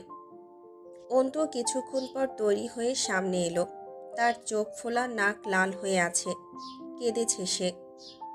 বোরকা কই তোমার? চলুন, দেরি হয়ে যাচ্ছে। বোরকা পরে এসো, বসছি আমি। অন্তু খুব সাবলীলভাবে মাথা নেড়ে বলল, চলুন। জয়ের স্বর বদলে গেল। আমি উঠলে এমন একটা থাপ্পড় মারব কান দিয়ে গল গল করে রক্ত বের হয়ে যাবে। আচ্ছা মারুন, তবে তাড়াতাড়ি। যত তাড়াতাড়ি মারা শেষ হবে আমরা তত তাড়াতাড়ি বের হতে পারব। জয় উঠে দাঁড়ালো। বোরকা না পরে কি প্রমাণ করতে চাইছো? আমি কিছুই প্রমাণ করতে চাইছি না। ওই দায়িত্ব আপনার ছিল, তা আপনি খুব ভালোভাবেই পালন করেছেন। আর কিছুই প্রমাণ করার নেই। এই শালির মেয়ে, এজন্য তুই ল্যাংটা হয়ে বাইরে যাবি? যার ইজ্জত নেই তার ঈমান নেই, আর ঈমান হলো পোশাক, সেই হিসেবে আমি ল্যাংটাই। তোর যুক্তিরে চুদি আমি শালি, যা বললাম তা কর। যুক্তির সাথে খারাপ কাজ না করে তার প্রেক্ষিতে পাল্টা যুক্তি দিলেও পারেন। ঘরে পরপুরুষ ঢোকানো মেয়ে লোক বোরকার মতো সম্মানিত পোশাক পরবে না। জয় 4 আঙ্গুলে অন্তুর গাল চিপে ধরল। আমার কোনো কর্মে আমার জীবনে আফসোস হয় নাই, তা করানোর চেষ্টা করলে মেরে পুঁতে রেখে যাব। আমার সামনে দুঃসাহস দেখিয়ে কম ভোগান্তি পোহাসনি। আগে যেভাবে চলতি সেই রকমই চলবি। বোরকা পরে আয়। এটা আমার বাড়ি, আম্মু ভাবি পাশের ঘরেই আছে। আপনি আমার সাথে এমন করে তাদের কষ্ট দিচ্ছেন। শুধু শুধু আমার ভেতরে জেদ বাড়ছে, কি লাভ তাতে? জয় গাল ছেড়ে গলা চেপে ধরল 2 হাত দিয়ে। অন্তুর শ্বাসনালী আটকে এলো। জয় বলল, তোর ভয় লাগে না আমাকে? কোনো একদিন একদম শ্বাস আটকে মেরে ফেলবো শালির মেয়ে। আমারে কি বালবাটা মনে হয় তোর? আমি আমার মুখের উপর কথা বলা সহ্য করা ভুলে গেছি বহু বছর। কেউ কথা কয় না সেই সাহস রাখিনি কারো ভেতরে। তুই বলিস, একমাত্র তুই। কেন, তোরে কি বেশি প্রশ্রয় দেই আমি? নয়তো ভয় লাগে না কেন তোর আমারে? অন্তু কথা বলার প্রয়োজন মনে করল না। জয় নিজেই গলা ছেড়ে দিল। অন্তুর চোখে শিরায় রক্ত উঠে এসেছিল। জোরে কয়েকটা শ্বাস ফেলল অন্তু। গলা শুকিয়ে গেছে, পানি খাওয়া দরকার। অন্তুর বড় দুর্দিন এসেছে। তার আব্বুর ঘরে ঢুকে কেউ তাকে আঘাত করে, কিন্তু অন্তুর কান্না পেল না। অসহায়দের কাঁদতে নেই। সাদা রঙা একটা সালোয়ার কামিজ পরনে, সাদা ধবধবে ওড়না মাথায় গায়ে জড়িয়ে ফাইলটা হাতে ধরে বেরিয়ে গেল অন্তু। গলাটা ব্যথা করছে খুব, কণ্ঠনালীতে চাপ লেগেছে, মাথায়ও চাপ অনুভূত হচ্ছে। অন্তু গলির ভেতরে অনেকটা এগিয়ে গিয়েছিল। জয় বড় বড় পা ফেলে অন্তুর সামনে গিয়ে দাঁড়ালো। পেছনে গাড়ি দাঁড়িয়ে আছে। রাস্তাঘাটে মার খাস না আমার হাতে। অন্তু হেসে উঠল। হুশ, রাস্তাঘাটে দেহ ব্যবসায়ী হিসেবে কত খ্যাতি অর্জন করেছি, কোনো হিসেব আছে আপনার? চারিদিকে তাকান, দেখেন জানালা দরজার সব কিছুর ফাঁকে জোড়া জোড়া চোখ আমায় দেখতে মগ্ন। মার খেলে কি? গাড়িতে গিয়ে বসো, হেঁটেই যাব আমরা। রাস্তাঘাটে ধৈর্যের পরীক্ষা নিচ্ছিস? যতদূর পাড়ার রাস্তা দিয়ে হাঁটছিল লোকে কেউ কেউ নিজেদের পায়ের কাছে থুতু ফেলছিল, ঘুষুর ঘুষুর করছিল। নষ্টামি করার স্বামিনিয়া দেখো কেমনে ঢ্যাং ঢ্যাং কইরা রাস্তায় বাহির হইছে। আর এই জয় ছেঁড়াটা এত শয়তান খাটাস ছেঁড়া। বিভিন্ন ধরনের কথাবার্তা আসছিল, আজ আর শুধু অন্তুকে বলা হয়নি, শুনতে হলো জয়কেও। জয়ের হাত পায়ে শিরশির করছিল। বেশ কয়েকবার অনিয়ন্ত্রণে চলে গিয়ে আবার সামলে নিল নিজেকে। মোড়ের ওপর তারা দুজন দর্শনীয় বস্তু হলো সবার কাছে। লোকে গাড়ি থামিয়ে হলেও তাদেরকে দেখার সুযোগ হাতছাড়া করছে না, করা উচিত না। কদিন আগে জয়ামির নষ্টামি করে ধরা পড়ে এই মেয়েটাকে বিয়ে করেছে, দেখা দরকার। জয়ের ইচ্ছে করল অন্তুকে জবাই করে ফেলতে। তার মনে হলো এই পরিস্থিতিতে ফেলার জন্যই অন্তু হেঁটে এসেছে। অন্তু একটা রিকশা ডাকল। ভার্সিটির গেটে নামিয়ে দেবেন? জয় লাফ মেরে উঠে বলল, থানার দিকে গাড়ি ঘোরান মামা। অন্তু তাকালো। জয় না তাকিয়ে বলল, তোমার পরীক্ষা দুপুর 2টায়। রাত 11টা। কনকনে শীতের রাতে খালি পায়ে মেঝেতে দাঁড়িয়ে থাকা সাহসিকতার ব্যাপার। তরুর ভেতরে আজ সেই সাহস এসেছে। হু হু করে শীতল বাতাস নাকি মুখে ঢুকছে। তরু দাঁড়িয়ে রইল বারান্দার গ্রিল ধরে। তুলি ঘরের ভেতরে কোয়েলকে ঘুম পাড়াচ্ছে। জয় গান গাইতে গাইতে ঘরে ঢুকল। তুমি মাহারা ছেলে জাহানারা ইমামের 71-এর দিনগুলো, তুমি নকশি কাঁথার মাঠের জসিমউদ্দিনের মুঠো মুঠো মাটির ধুলো। তুলি গম্ভীর মুখে তাকালো। গান যখন ভুলভাল নিজের মনের মতো গাইবি তখন নিজে গান বানিয়ে গাইতে পারিস না? জয় আরও জোরে চেঁচালো, তুলি ও তুলি ও তুলি তুলি রে, দোলনায় উঠে আমি দুলি গাছের ওই ডাল ধরে ঝুলি রে। তুলি রেগে উঠল। চিৎকার করলে লাথি মারবো একটা। বের হ আমার ঘর থেকে। বাবু ঘুমাচ্ছে, যা বের হ। জয় বারান্দায় গিয়ে তরুর পাশে দাঁড়ালো। তরু চমকে উঠল। কিছু লাগবে আপনার? ডাকলেই হতো আমাকে। শোন তরু, তোকে এমন একটা যোগ্য পাত্রের কাছে বিয়ে দেব, তুই তখন আমায় ভেবে গান গাইবি। চলে গেছো তাতে কি, নতুন একটা পেয়েছি, সরকারি চাকরিজীবী। পোলের আলো এসে অন্ধকার দূর করেছে বারান্দায়। সে আলোয় তরুর ছলছলে চোখ দুটো সজল হয়ে উঠল। জয় গ্রিলের উপর একটা ঘুষি মারল। চোখের মায়ায় বাঁধার চেষ্টা। শিট শিট ম্যান, বাধা পড়ার সিস্টেম নাই ভেতরে। এরপর বাচ্চাদের মতো করে আহ্লাদ করার নাটক করে বলল, আমি পাখির ঘর বুনি না রে। তরু হাসল। তবুও ঘর বাঁধলেন না বুঝেই বাঁধলেন। ঘর বাঁধিনি, এক জংলি বিলাইকে খাঁচায় পুষছি, সেইটাও পরিকল্পনাহীনভাবে। তুই দেখিস না এই শালিরে। শালি একদম ফায়ার, দেমাগ দেখলেই ভয় লাগে। আজ দেমাগি না হয়ে হেরে গেলাম নাকি? জিতে গেলি, কারণ তুই আমায় পাসনি। খুব সুন্দরী সে। মানুষ হিসেবে তোর মতো সুন্দর না। শালির তেজ খুব বেশি। আর রূপ, হ, সুন্দর আছে। আচ্ছা, এত সাফাই গাইতে হবে না। শুনুন, না পেতে পেতে এমন অভ্যস্ত হয়ে গেছি আমি, আজকাল চেয়ে কিছু পাওয়ার কথা ভাবলেও খুব ভয় লাগে। যেন কোনো অস্বাভাবিকতা। ছোট থেকে বাপের আদর পাইনি, মায়ের কোল আঁচল কিছুই পাইনি। নিজের একটা ঠিকানা পাইনি। হুট করে আপনাকে পেয়ে গেলে সামলাতে পারতাম না। চা খাবেন আপনি? আদা চা খেতে ইচ্ছে করছে। আমার জন্য বানাতে যাচ্ছি। আপনার জন্য বানাবো? তরু চলে যায় জয়ের সামনে থেকে। জয় চুপচাপ দাঁড়িয়ে রইল। তুলে এসে বসল পেছনে বেতের মোড়ায়। আজকাল জয়ের মনে হয় সে পাপ করে, আগে মনে হয়নি। আগে মনে হতো ওসব ক্ষমতা। ক্ষমতা আছে, করবেই, এসব তার স্বাধীনতা। কিন্তু আজ ব্যাপারটা অনুশোচনারও নয়। তরুর প্রতি যে স্নেহ এবং মায়াটা কাজ করে, সেটা খুব জ্বালাতন করছে। পরক্ষণেই মনে পড়ে অনুশোচনা হতেই পারে। পাপ বেশি হলে অনুশোচনা হয় মাঝে মধ্যেই। তবে সেটাকে ধরে রেখে পাপ করা থামানো উচিত নয়। হামজা ভাই বলেছে, পাপ জয় রক্তকণিকায় মিশে গেছে, তা ছেড়ে দিলে চলবে? চলবে যতদিন না নিঃশ্বাস থামে। জয় চলে এলো। তুলি অন্ধকারচ্ছন্ন বারান্দার কোনায় বসে থাকে। আজ কতগুলো মাস বাপের বাড়িতে এসে পড়ে থাকা মেয়েটার চোখ দুটো উদাস। জয়ের সাথে কথা বললে ভালো লাগে। জয় ছাড়া আর কারোর সাথে সংলাপ বাড়ে না তার। চাপা স্বভাব। কিন্তু জয়ের ঠ্যাসমারা কপট কটূক্তিতেও তুলির ভেতরে শান্তি কাজ করে। পাগল জয় ঠ্যাস মারতে মারতে সমস্যাটা শুনে নেয়। এরপর ধমকে উঠে আরেকটা গালি দিয়ে কান্না থামায়। কিন্তু আজ জয় নিজেই অশান্ত। ওকে থামিয়ে নিজের বিষাদ চাপাতে ইচ্ছে করল না তুলির। রাত 1:30টায় দাবার বোর্ড নিয়ে বসলো জয়। অনেকক্ষণ দেখল বোর্ডটাকে। এলোমেলোভাবে ইচ্ছে মতো এক একটা গুটিকে আরেকটা দিয়ে ধাক্কা মেরে সরিয়ে দিল। হামজা এসে পাশে বসে। জয় না তাকিয়ে হেসে উঠল।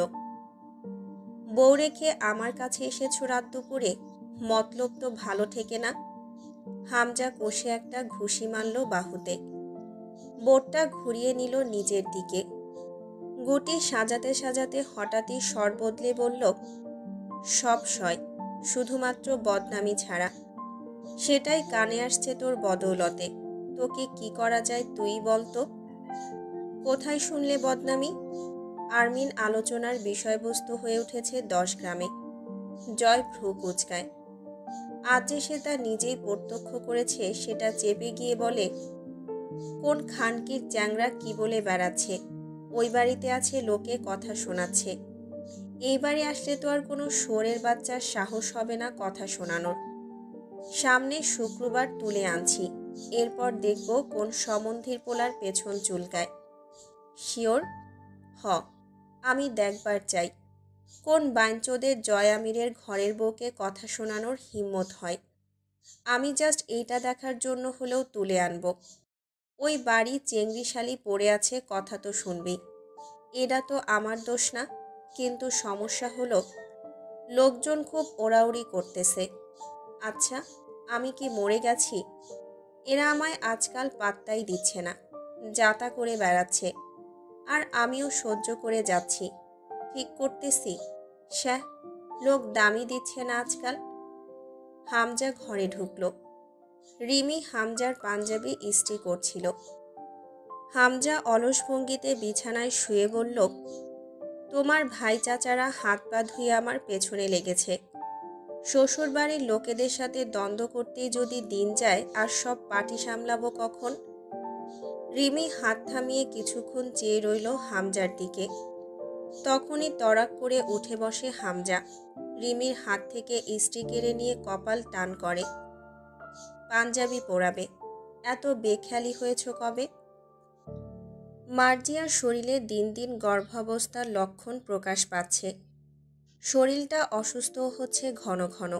ডাক্তার দেখিয়ে ফিরতে ফিরতে সন্ধ্যা হয়ে গেল। রাস্তার মোড়ে রিকশা নামিয়ে দেবার পর হাঁটতে হাঁটতে মার্জিয়া আনমনেই বলল, বোরকা ছাড়া তোমাকে দেখতে একটু ভাল লাগে না অন্তু? জয় আমির কি বলে জানেন? আমার খুব ভালো লাগে যখন কারো আমাকে ভালো লাগে না। কথাটার মর্ম আছে, তাই না ভাবি? তোমারও কি তাই? মানে আমার এখন তোমাকে দেখতে ভাল লাগছে না, এটা তোমার ভালো লাগছে? অন্তু অল্প হাসল। চরিত্রহীনদের বোরকা পরতে নেই ভাবি। মার্জিয়া গম্ভীর হয়ে বলল, তাহলে আর ওই জানোয়ারের কথা বলবে না আমার সামনে। হতেই পারে তোমার স্বামী, কিন্তু আমার শ্বশুর একটা কথা বলতো, গুয়ের এপিটোপিট সমান, তা খোঁচাতে গেলে তুমি নিজেই নাপাক হবে। ছিটকে তোমার গায়ে লাগবে, তাতে তোমার শরীর নোংরা হবে। এতে গুয়ের কি কোনো ক্ষতি আছে? তুমি কি করতে চাও বলো তো? তোমার কিছুই বুঝি না আমি। কিছুই করতে চাই না। কিছু না করতে চাওয়াটাই এখন সবচেয়ে বড় করতে চাওয়ার বিষয় আমার। মার্জিয়া ক্যাটক্যাট করে উঠল। আবার শুরু করলে? বলেছি না তোমার এসব হেয়ালি কথা শুনলে রাগ হয় আমার। সহজভাবে কথা বলবে আমার সাথে। কঠিনের কি আছে? আপনাদের সমস্যা আমি বোরকা কেন পরি না, আম্মু এজন্য কথা বলে না আমার সাথে। অন্তু চুপচাপ কিছুটা দূরে হেঁটে যেতে হঠাৎই বলতে লাগলো, আপনি ছিলেন না সেদিন। আমার গায়ে থুতু পড়েছিল মানুষের ছুঁড়ে দেওয়া। কেন জানেন? পুরুষ ঘরে ঢুকিয়ে কাপড় খোলার অপরাধে। শুনতে খারাপ লাগছে, আরও খারাপ কথা শুনুন। টেনে হিস্ট্রে খুলে ফেলা হয়েছিল আমার বুক থেকে ওড়নার পর্দা। মাথায় জড়ানো গামছাটা কেড়ে নিয়ে চুলগুলোকে আলগা করে ফেলা হয়েছিল। এই সুন্দর যাত্রাপালার দর্শক ছিল সেদিন হিউজ পরিমাণ। কিছু বলবেন? মার্জিয়ার হাঁটার গতি কমে যায়। অন্তু নিঃসংকোচে নির্লিপ্ত কণ্ঠে বলল, ওড়না ছাড়া আমাকে অতগুলো দর্শক দেখল। চোখে তৃষ্ণা মেটালো, নোংরামি করে ধরা পড়ার দায়ে বিয়ে দিয়ে দিল নোংরার সাথে। এরপর সেই শরীরে বোরকা জড়ানো মুখ ঢাকাটা পাগলামি হবে না? মার্জিয়া তাকিয়ে রইল অন্তুর দিকে। অন্তু সাবধান করল, সামনে তাকিয়ে হাঁটুন, হোঁচট খাবেন। বাড়ির গলি সামনেই, আর কয়েক পা এগোতে হবে। রাস্তায় লোক নেই, ওদের পার করে একটা গাড়ি গিয়ে থামল সামনে। ওরা দুজন হেঁটে গাড়িটা পার করে এগিয়ে যাওয়ার সময় কেউ ডাকল, শোনো। অন্তুর বুকটা ধক করে ওঠে। প্রখর মস্তিষ্কে কণ্ঠস্বরটা চাপ ফেলল। এ কণ্ঠ চেনে অন্তু। ফিরে তাকায়। হুডির টুপি মাথায় পলাশের। মার্জিয়া জানতে চায়, কে এটা অন্তু? চেনো তুমি? এটা জয়ের বড় ভাই নাকি? অন্তু জবাব না দিয়ে ভাবির হাতখানা চেপে ধরল। পলাশ আজগর এগিয়ে আসে। ঠোঁটে লেগে আছে স্থায়ী সেই হাসি। অন্তু শুধায়, ভালো আছেন? পলাশ হেসে উঠল, তোমাদের ওখানেই যাচ্ছিলাম। সে কবে থানা থেকে আসলাম, এরপর আর খোঁজ নেই। অন্য সব লোকের এতদিনে বউ বাচ্চা সহ সব চলে যায়। তোমাদের সাথে কিছুই করলাম না তেমন। আগের সব ঋণকারীদের সাথে নাইনসাফি হয়ে যাবে। দেখা যাবে ওরা অভিযোগ তুলবে ওদের সাথে যা হয়েছে তোমাদের সাথে নয় কেন। ঠিক বলিনি? হ্যাঁ, ঠিক বলেছেন। আসলেই আমাদের এত সুযোগ দিয়ে ঠিক করেননি। আমরাও ঋণী, ওরাও ঋণী। ওরা যদি এত কিছু হারায়, এত অত্যাচারিত হয়, তবে আমরা কেন না? পলাশ কিছুক্ষণ চেয়ে থেকে বলল, চলো গাড়িতে ওঠো, একসাথে যাই। অন্তু মার্জিয়াকে বলল, ভাবি আপনি চলে যান একটু, আমি আসছি খানিকক্ষণ বাদে। পলাশকে বলল, বাড়িতে গিয়েও আমার সঙ্গেই কথা বলবেন। চলুন আশেপাশেই কোথাও বসে কথা বলি। ভাবি আপনি বাড়িতে চলে যান, আমি আসছি। এটাই পলাশ আসগর। মুখরা বদমেজাজি মার্জিয়া একদম মিয়ে গিয়েছিল। ভয়াতুর চোখে অন্তুর দিকে চেয়েছিল। অন্তু চোখে আশ্বাস দিয়ে বলল, যান, কিচ্ছু হবে না আমার। এইটুকু ভরসা রেখেছি নিজের উপরে। আম্মাকে বলবেন ওষুধ কিনতে গেছি। আপনার অসুস্থ লাগছিল, আগে ফিরেছেন। আমি চলে আসবো ইনশাআল্লাহ। আল্লাহ হাফেজ। মার্জিয়া যেতে যেতে বারবার পেছন ফিরে তাকাচ্ছিল। পলাশ অন্তুকে বলল, আচ্ছা, তোমার বাড়িতে আজ আপাতত গেলাম না। গাড়িতে ওঠো, অন্য কোথাও যাই। পায়ে হেঁটে যাই, চলুন। একটু হাঁটাও হবে। সন্ধ্যার রাস্তায় হাঁটতে খারাপ লাগবে না। পলাশ ভ্রুকুচকে ঠোঁট দুটো একপাশে বাঁকিয়ে হাসছিল। অন্তুর ভেতরে ধুকপুক করছে। মস্তিষ্ক সেই আতঙ্ক ভুলতে পারেনি। পলাশ যে কফি শপে নিয়ে গেল, কফি শপ হিসেবে বেশ লাক্সারিয়াস। ভেতরের আলোকসজ্জা ডার্ক। পলাশকে দেখে ম্যানেজার দৌড়ে এসে সালাম দেয়। অন্তু বুঝল কফি শপটা পলাশের নিজস্ব। পলাশ গা ছেড়ে দিয়ে একটা চেয়ারে বসে পড়ল। অন্তু চারপাশে তাকাচ্ছিল। লোকজন নেই, ভেতরের পরিবেশটা তৈরি করা হয়েছে আলো আঁধারের সংমিশ্রণে। টেবিলের ওপর 3টে গ্লাস, একটাতে টিস্যু রাখা, একটা পানির বোতল আর একটা কাচের ফুলদানি। ভয় পাচ্ছ? অন্তু উপর নিচ ঘাড় নাড়ল। পাচ্ছি। পলাশ হো হো করে হেসে বলল, প্রয়োজন নেই, বসে পড়ো। পাবলিক প্লেসে দুষ্টুমি করার ক্লাস পেরিয়ে এসেছি বহুদিন আগে। ছোট বয়সে ওসব করতাম, যাকে তোমরা ভদ্রলোকেরা বলো বখাটেপনা। পাবলিকের সামনে খেলি দেখানোটা প্রাথমিক ছাত্রদের কাজ। আমি হাই স্কুলের মাস্টার। অন্তু পলাশকে যতবার যতক্ষণ দেখেছে ততবার ততক্ষণ পলাশের ঠোঁটে হাসি আর জলজলে চোখ দুটোয় ভয়ানক এক ইশারা খেলতে দেখেছে। পলাশ কফি আনতে বলল একটা ছেলেকে। আপনার টাকা 2 দিনের মধ্যেই দিয়ে দেব। আপনি ছাড়াও আরও কিছু পাওনাদার আছে। জমি বিক্রি করতে হবে, জমি নিয়ে কিছু সমস্যা রয়েছে, সেগুলো মীমাংসা হচ্ছে না বিধায় দেরি হচ্ছে। এর মাঝে আব্বুর ইন্তেকাল হলো।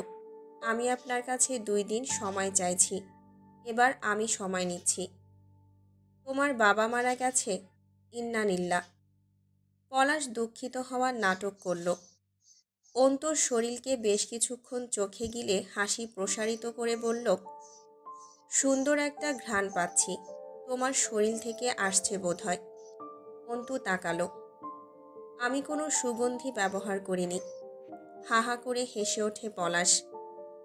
গরু মরলে শকুন খোঁজ পায় কিভাবে? গরু মরার আগে সুগন্ধি মেখে মরে। মেয়েদের শরীরের নিজস্ব একটা ঘ্রাণ আছে, তার তুলনা বিশ্বের কোনো পারফিউমের সাথেই হয় না। অন্তুর শরীরটা ঝাঁকি দিয়ে উঠল। জীবন তাকে কোন পর্যায়ের মধ্যে দিয়ে এগিয়ে নিয়ে যাচ্ছে তা এখনো বুঝে ওঠা যাচ্ছে না। পলাশ গা ছেড়ে আরাম করে বসে ঘাড় বাঁকিয়ে বলল, ভাবছি তোমার পাশে গিয়ে বসলে গন্ধটা আরও ভালো পাওয়া যাবে। তাছাড়া খালি চেয়ার ফাঁকা রয়েছে তোমার পাশে। অন্তুর দৃষ্টি টেবিলের দিকে ছিল। মুচকি হেসে ফেলল। শুধু ভাবছেন? এতটাও আশা করিনি আপনার কাছে। আপনার এতক্ষণে বসে পড়ার কথা ছিল। আপনার সাথে ব্যাপারটা মানায়? পলাশ ততক্ষণে উঠে দাঁড়িয়ে অন্তুর দিকে ঝুঁকে আসে। চোখের পলকে অন্তু টেবিলের উপরে থাকা কাচের ফুলদানিটা তুলে কাঠের চেয়ারে আঘাত করল। সঙ্গে সঙ্গে ফুলদানি ভেঙে 3 টুকরো। হাতে থাকা টুকরো পলাশের গলায় উঁচু হয়ে থাকা স্বর্ণালীর উপরে ধরল। পলাশ চমকে গিয়ে ঝুঁকে পড়া থেকে সোজা হলে অন্তু উঠে দাঁড়ালো। ভাঙা কাচের চাপে পলাশের গলার চামড়ার ছেদ পড়ে, কয়েক বিন্দু রক্ত বেরিয়ে আসে। ভুললে চলবে? সেদিন কোনো রকমে আপনার ডেরায় ছিলাম, আজ পাবলিক প্লেসে। জবাই করে রেখে যাব একদম, তারপর মরার পর যা করার করবেন আমায়। জয় আমির আর আপনার মধ্যে ফারাক একটাই, জয় বেঁচে থাকা নিয়ে খুব বিরক্ত। মৃত্যুকে বোধহয় খুব একটা ভয় পায় না, কিন্তু আপনি মৃত্যুকে খুব ভয় পান। অন্তু কাচের টুকরো ফেলে দিল ছুঁড়ে, ফ্লোরে পড়ে খান খান হয়ে গেল। অন্তু বসে পড়ে চেয়ারে। পলাশ ধীরে ধীরে 2 কদম পেছায়। টেবিলের উপর থেকে টিস্যু নিয়ে গলার রক্তটুকু মুছে নেওয়ার সময় মুখ বিকৃত করে। আচমকা রেস্তোরাঁ কাঁপিয়ে তোলে পলাশের ফেটে পড়া অট্টহাসির শব্দ। বাচ্চাদের মতো হাতে তালি দিল পলাশ। Mind blowing.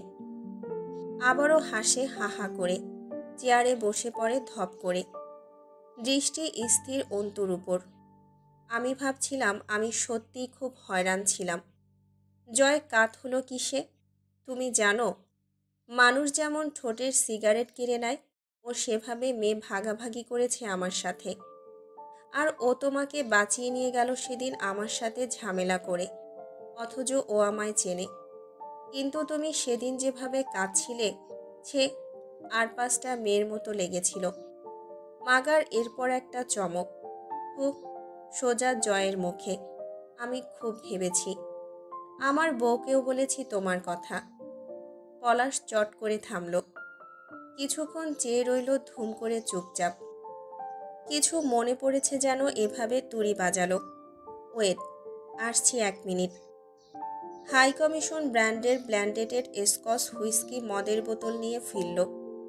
গল গল করে গ্লাসে ঢেলে তাতে চুমুক দেবার আগে বলল, নেবে 1 সিপ? অন্তু মাথা নাড়ল। উহু। চোখ বুজে পুরো একটা শট শেষ করে গ্লাস টেবিলে রেখে বলল, এবার কথায় এনার্জি আসবে। তোমাকে সেদিন একদম সাধারণ লেগেছিল। শিট। হতাশ আমি নিজের ভাবনায়। উঠে যেতে যেতে বলল, জয় যেমনই হোক ওর রুচি ভালো এটা আমি জানতাম। বড় বংশের ছেলে তো, আজ প্রমাণ হলো আরও একবার। একটা ট্রেনে বসলো আবার। তা থেকে 1 টুকরো আদা, কয়েকটা পুদিনা পাতা, সোডার কৌটা থেকে খানিকটা সোডা, 2 টুকরো লেবু, 2 চামচ চিনি দিয়ে তাতে হুইস্কি ঢালল। 2 চুমুক খেয়ে বলল, বারবার ভালো লেগে যাচ্ছে তোমাকে। আমার বউ না থাকলে একটা চান্স নিতাম তোমার উপর। তোমাদেরকে 1 রাত পর ছেড়ে দেওয়া যায় না, বুঝলে? রেখে দেবার মতো জিনিস তুমি। কিন্তু আমি আমার বউকে খুব ভালোবাসি। আসলেই বোঝা যায় অনেক বেশি ভালোবাসেন আপনার স্ত্রীকে আপনি। তোমার কাছে ভালোবাসা মানে কি? বুঝি না। অন্তর দিকে কফি এগিয়ে দিয়ে বলল, আমার সমস্যা কি জানো? আমাকে ভয় পাওয়া লোকের তো অভাব নেই। সেসবের ভিড়ে ব্যতিক্রম হিসেবে আমার বিরুদ্ধে অস্ত্র ধরা কারো সামনে খুব কাবু হয়ে যায়। দুনিয়ার খারাপ মানুষের আরেকটা স্বভাব আছে, এরা ভালো মানুষের উপর খুব সহজে পিছলা খায়। একে বলে বিপরীতে আকর্ষণ বোধ করা, পজিটিভ নেগেটিভ তারের মতো ব্যাপার আর কি, বুঝেছ? গা দুলিয়ে হাসল পলাশ। সাধারণ দেখতে লোকটা, কোনো জাঁকজমকতা নেই। আভিজাত্য আছে, তবে তা প্রকাশের যেন তাগিদ নেই ভেতরে। হুডির টুপি নামানো, নকশালদের মতো অস্বাভাবিক লম্বা কাঠামো, জলজলে চোখের মাছ দিয়ে খিলানের মতো নাক, হাসলে গা ছমছম করে ওঠে, অথচ সারাক্ষণ হাসে ঠোঁট দুটো। পলাশ জিজ্ঞেস করল, আর তো কথাই বলছো না, শুধু কি টাকার জন্য এখানে এনেছি তোমাকে? তুমি চাইলে এই মুহূর্তে টাকা সব মওকুফ করে উল্টো আমি তোমাকে টাকা দিতে পারি। অন্তু চুপচাপ বসে রইল। মাথাটা ফাঁকা লাগছে, উঠে যাবার জন্য পা চলছে না। আচ্ছা, আর কি কি পর্যবেক্ষণ করেছো আমার, বলো তো শুনি। তোমার কথা শুনতে খারাপ লাগছে না। শ্যাহ, গলার কাছে জ্বলছে। এই একটা কাজ করলে। অন্তু বলল, এখনো তেমন কিছুই জানা হয়নি। সাধারণ জ্ঞান দিয়ে বিচার করতে জানাশোনার দরকার পড়ে না, যা পর্যবেক্ষণ একদিনেই করেছি। পলাশ আবারও ঝুঁকে পড়ে অন্তুর কানে ফিসফিস করে বলল, তোমার পর্যবেক্ষণ আর আমার অভিজ্ঞতা, তোমার মানুষ খুন করার ইচ্ছা বিদ্রোহ, আর আমার পেশা। চলো, এই নিয়ে একটা সিনেমাটিক খেলা খেলা হয়ে যাক। ম্যানেজার এসে পলাশের হাতে একটা ইনটেক্ট মদের বোতল ধরিয়ে দিয়ে চলে যায়। পলাশ হিমফ্লাক্সে মদ ঢেলে নিতে নিতে বলে, তোমার পেছনে আমার লোক পড়ে থাকবে, আমার আদেশেই থাকবে। ছেড়ে তো দিতে পারি না তোমাকে। বিন্দু বিন্দু জলের মতো বহুদূর গড়াবে তুমি, যা বুঝলাম। তুমি আজকের মতো শিউরে উঠে যতদিন বাঁচতে পারবে ততদিন খেলা তোমার, কিন্তু হারলে দামি মূল্য চেয়ে নেব আমি। আমি কোনো খেলা খেলছি না যদিও, আপনি আমার ভাইয়ের পাওনাদার।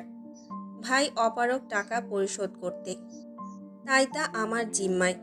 তবুও যদি ধরুন আমি জিতে যাই। পলাশ হুডির টুপি মাথায় তুলল। কি চাও? তখন চেয়ে নেব। পলাশ মাথা দুলিয়ে হাসে। সাবধানে থেকো, আসছি, খোদা হাফেজ। কপালে তর্জনীয় মধ্যমা আঙুল ঠেকিয়ে সালাম জানানোর ভঙ্গিমায় ইশারা করে মদের বোতলটা হাতে ধরে বেরিয়ে যেতে যেতে বলল, রুবেল, ম্যাডামকে কফি না খাইয়ে যেতে দিস না। সোমবার বিকেল 4টা। ছাদের উপর পাশের বাড়ির পুচকে ছেলের ঘুড়ি এসেছিল।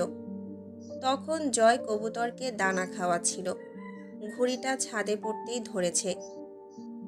ঘুড়িটা তো পুচকেটাকে ফেরত দেয়নি, বরং লাটাইটা অবধি জোর করে কেড়ে নিয়েছে সে। এখন নিজেই ঘুড়ি ওড়াচ্ছে। সাদা লুঙ্গিটা দুই পাশ থেকে এনে দুই ঠ্যাঙের মাঝে আটকে রেখেছে। খালি গায়ে গলায় লাল টকটকে চওড়া গামছা ঝুলছে, কিন্তু লুঙ্গি গামছার সাথে পায়ে কালো চামড়ার বেল্টওয়ালা ফ্ল্যাট স্যান্ডেল। এটা এক অসঙ্গতি। তার উপর আবার চামড়ার স্যান্ডেলটার বেল্ট খোলা। দুর্দান্ত উঠছে ঘুড়িটা। পুচকে দাঁড়িয়ে কাঁদছে। জয়ের ভয়ে জোরে কাঁদার উপায় নেই।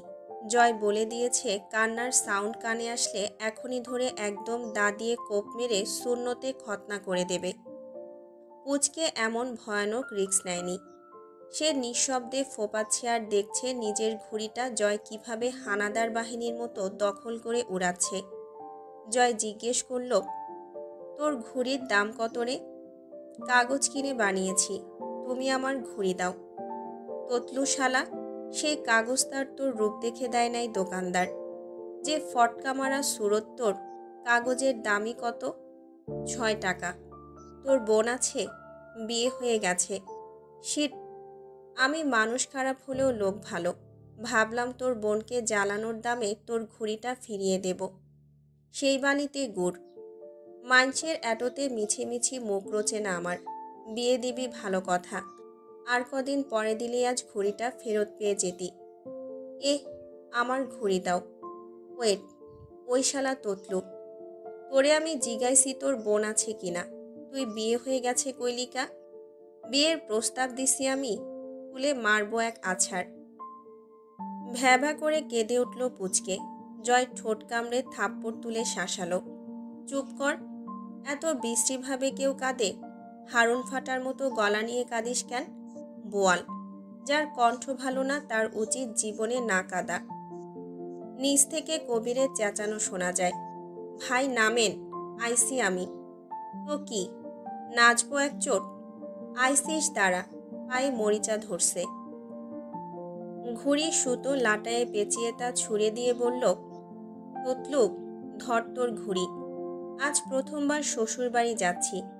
তোর এই বৃষ্টি কান্নার অভিশাপ সাথে করে গেলে দেখা গেল গাড়ি উল্টে মরে পড়ে রইলাম। শ্বশুর বাড়ি তো যাওয়াই হবে না, জীবনে বাসন না করে ম্যারিড ব্যাচেলর অবস্থায় মরা লাগবে। বাসন না করে মরা ঠিক না। কতকাল স্ট্রিট ফুড খাবো, এবার লিগালি ঘরের খাবার খেয়ে মরব। গেটের সামনে দাঁড়িয়ে কবিরকে জিজ্ঞেস করল, জামাই জামাই লাগতেছে আমায়? কবির মুচকি হাসল। রাবেয়া দরজা খুলতেই সালাম দেয় জয়, ভালো আছেন আন্টি? জুতো পরে ঘরে ঢুকে পড়ল ভেতরে। রাবেয়া কথা বললেন না। তার মুখে কালবৈশাখীর মেঘ জমেছে। জয় ঢুকল। হাতের মিষ্টিগুলো হাতে না দিয়ে নিজেই ভেতরে গিয়ে টেবিলের উপর রাখল। কমপক্ষে ৫-৭ কিলো মিষ্টি। পেছন ফিরে ঠোঁট কামড়ে হাসল। সবাই স্বার্থপর, দেখেছেন? স্বার্থের কাছে সম্পর্ক, স্নেহ, আদর, আচরণ সহ সব বদলে যায়, জীবনও। এর আগের বার এসেছিলাম, আপনি আমাকে আম্মা ডাকতে বলেছিলেন, কারণ আমি এতিম, খুব মায়া হয়েছিল আপনার। এর মাঝে আপনার কিছু ক্ষতি করেছি, আজ জবাই দিচ্ছেন না। সুযোগ হলে জুতো তুলতেন আমার মুখে, অথচ আজও কিন্তু আমি সেই এতিমে আছি। নাকি বাপ মা বেঁচে উঠেছে আমার, এমন কেউ নেই দুনিয়ায় যে নিঃস্বার্থ ভালোবাসে। এই জন্য আমার মানুষকে ভালো লাগে, তারা সচেতন, খুব বোকা না। আপনাকেও ভালো লাগছে। বিকৃত মস্তিষ্কের জয়। তার যুক্তি ও ধারণা মানুষ সমাজে তুলে ধরার উপযোগী নয়। যার কাছে পাপকে পাপ মনে হয় না, সে পাপ এবং পাপের ঊর্ধ্বে। আশপাশ দেখে জিজ্ঞেস করল, অন্তিক আছে? রাবেয়া কথা বললেন না। ওনাকে দেখে যতটা নিরুপায় লাগছিল, তার চেয়ে বেশি দৃশ্যমান চোখের তারায় জয়ের জন্য ঘৃণা। জয় ক্লান্ত ভঙ্গিতে হাত দুটো মাথার উপরে তুলে শরীর বাঁকালো। আচ্ছা, আপনি ওকে জানিয়ে দেবেন। আমাকে আবার খুব ঘেন্না টেন্না করে নিশ্চয়ই। আমি আবার আমার হেটার্সদের সামনে বেশি ঘুরঘুর করি। তখন মানুষ কটমটায়, কিন্তু সাহস জোটে না কিছু বলার। তখন নিজের শক্তিকে অনুভব করি। তখন আবার একবার বুঝি আমি শক্তিশালী। ভালো না ব্যাপারটা? অসভ্যর মতো অল্প হেসে সিরিয়াস হলো। কাহিনী হচ্ছে, আমাদের বাড়ির বউয়েরা বাপের বাড়ি পড়ে থাকে না। শুক্রবার আরমিনকে তুলে নিতে আসব। এখানে তেমন কিছু করতে হবে না, খুব বেশি লোক আসবে না বরযাত্রী হয়ে। যাদের না বললেই না, টুকটাক ভাই ব্রাদার আসবে কয়েকজন, ২০-২৫ জনের মতো। আপনাদের কোনো ঝামেলা করতে হবে না। বৃহস্পতিবার বাজার পাঠিয়ে দেব। সকালেই বাবুর্চি চলে আসবে। টুকটাক সহযোগিতা করলে ওরাই সব করে ফেলবে। রাবেয়ার চোখ মুখের বিরূপতা অগ্রাহ্য করে এগিয়ে গেল ভেতরের দিকে। ভেতরে ঢুকেই থমকে দাঁড়ালো। পলাশের কাছ থেকে ফিরে একগাদা কাপড় চোপড় ভাঁজ করতে লেগেছে অন্তু। পেছন ফিরেছিল। জয় ঠোঁট দুটো ফাঁক করে একটা ঢোক গিলল। নিয়ন্ত্রণহীন চোখ দুটো মাথা থেকে পা অবধি স্ক্যান করে অন্তুকে। ঠোঁট কামড়ে সামান্য হেসে ডাকল, ঘরওয়ালি। অন্তু পেছনে তাকায়। নির্বিকার নির্লিপ্ত চাহনি। পুনরায় নিজের কাজে মনোযোগ দেয়। জয় হেলে দুলে হেঁটে গিয়ে বারান্দায় দাঁড়ায়। ডাকটা শুনতে এমন লাগে, আরমিন। অন্তু জবাব দেয় না। গলা উঁচিয়ে বলে, জয়। সেদিন ঢোকার সময় তেমন একটা খেয়াল করি নাই। এইসব পড়ে থাকা জমি তোমার বাপের নাকি? হলে অন্ততপক্ষে দত্তরটা ভালো পাবো। তোমাকে বিয়ে করার কিছু তো বেনিফিট হবে। ফোন ভাইব্রেট হচ্ছিল, নাক মুখ কুঁচকে রিসিভ করলো। অসম্বন্ধীর পোলা, তোর বউ মরার খবর দিলে একটা ললিপপ খাওয়াবো।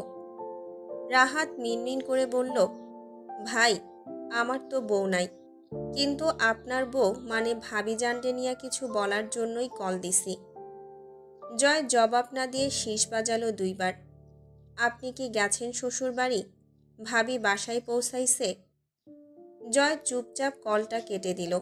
রুমে এসে অন্তুর বিছানার উপর টান টান হয়ে শুয়ে পড়ল, জুতো পরা অবস্থাতেই। পাশেই বসে অন্তু মনোযোগ দিয়ে কাপড় ভাঁজ করছে। চোখ দুটো বুজে শান্তভাবে জিজ্ঞেস করল, কোথায় গিয়েছিলে?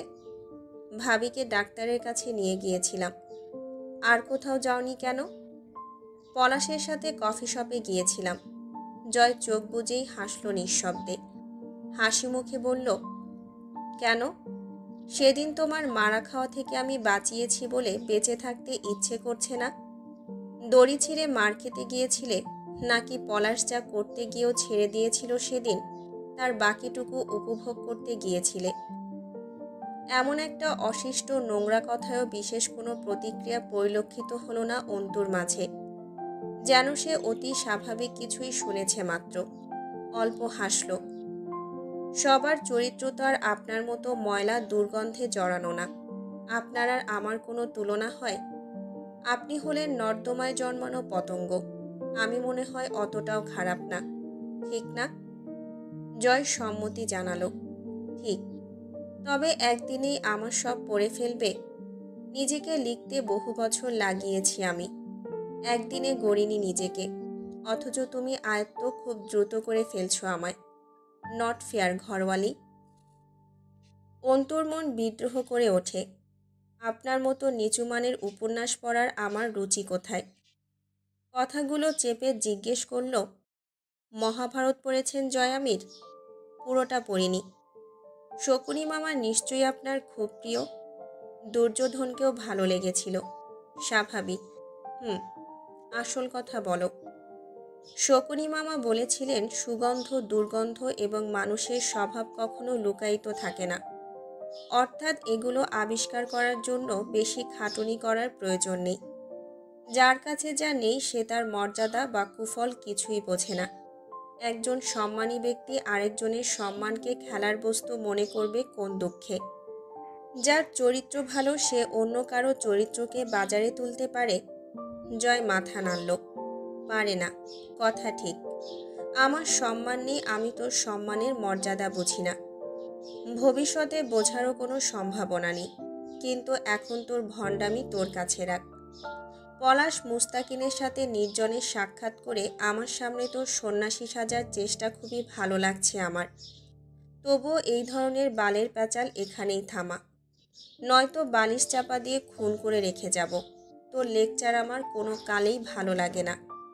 বউ মারা ভালো কাজ, কিন্তু ভালো কাজ আমি করি না। মারার হলে ঠুকঠাক মেরে ফেলে রাখা কোনো কাজের কথা না। মারলে কোনো দিন জানটা একটানে বের করে নেব। যা বলতে এসেছি শোন। অন্তু ভাঁজ করা কাপড় র্যাকে সাজিয়ে রাখার জন্য উঠে দাঁড়ায়।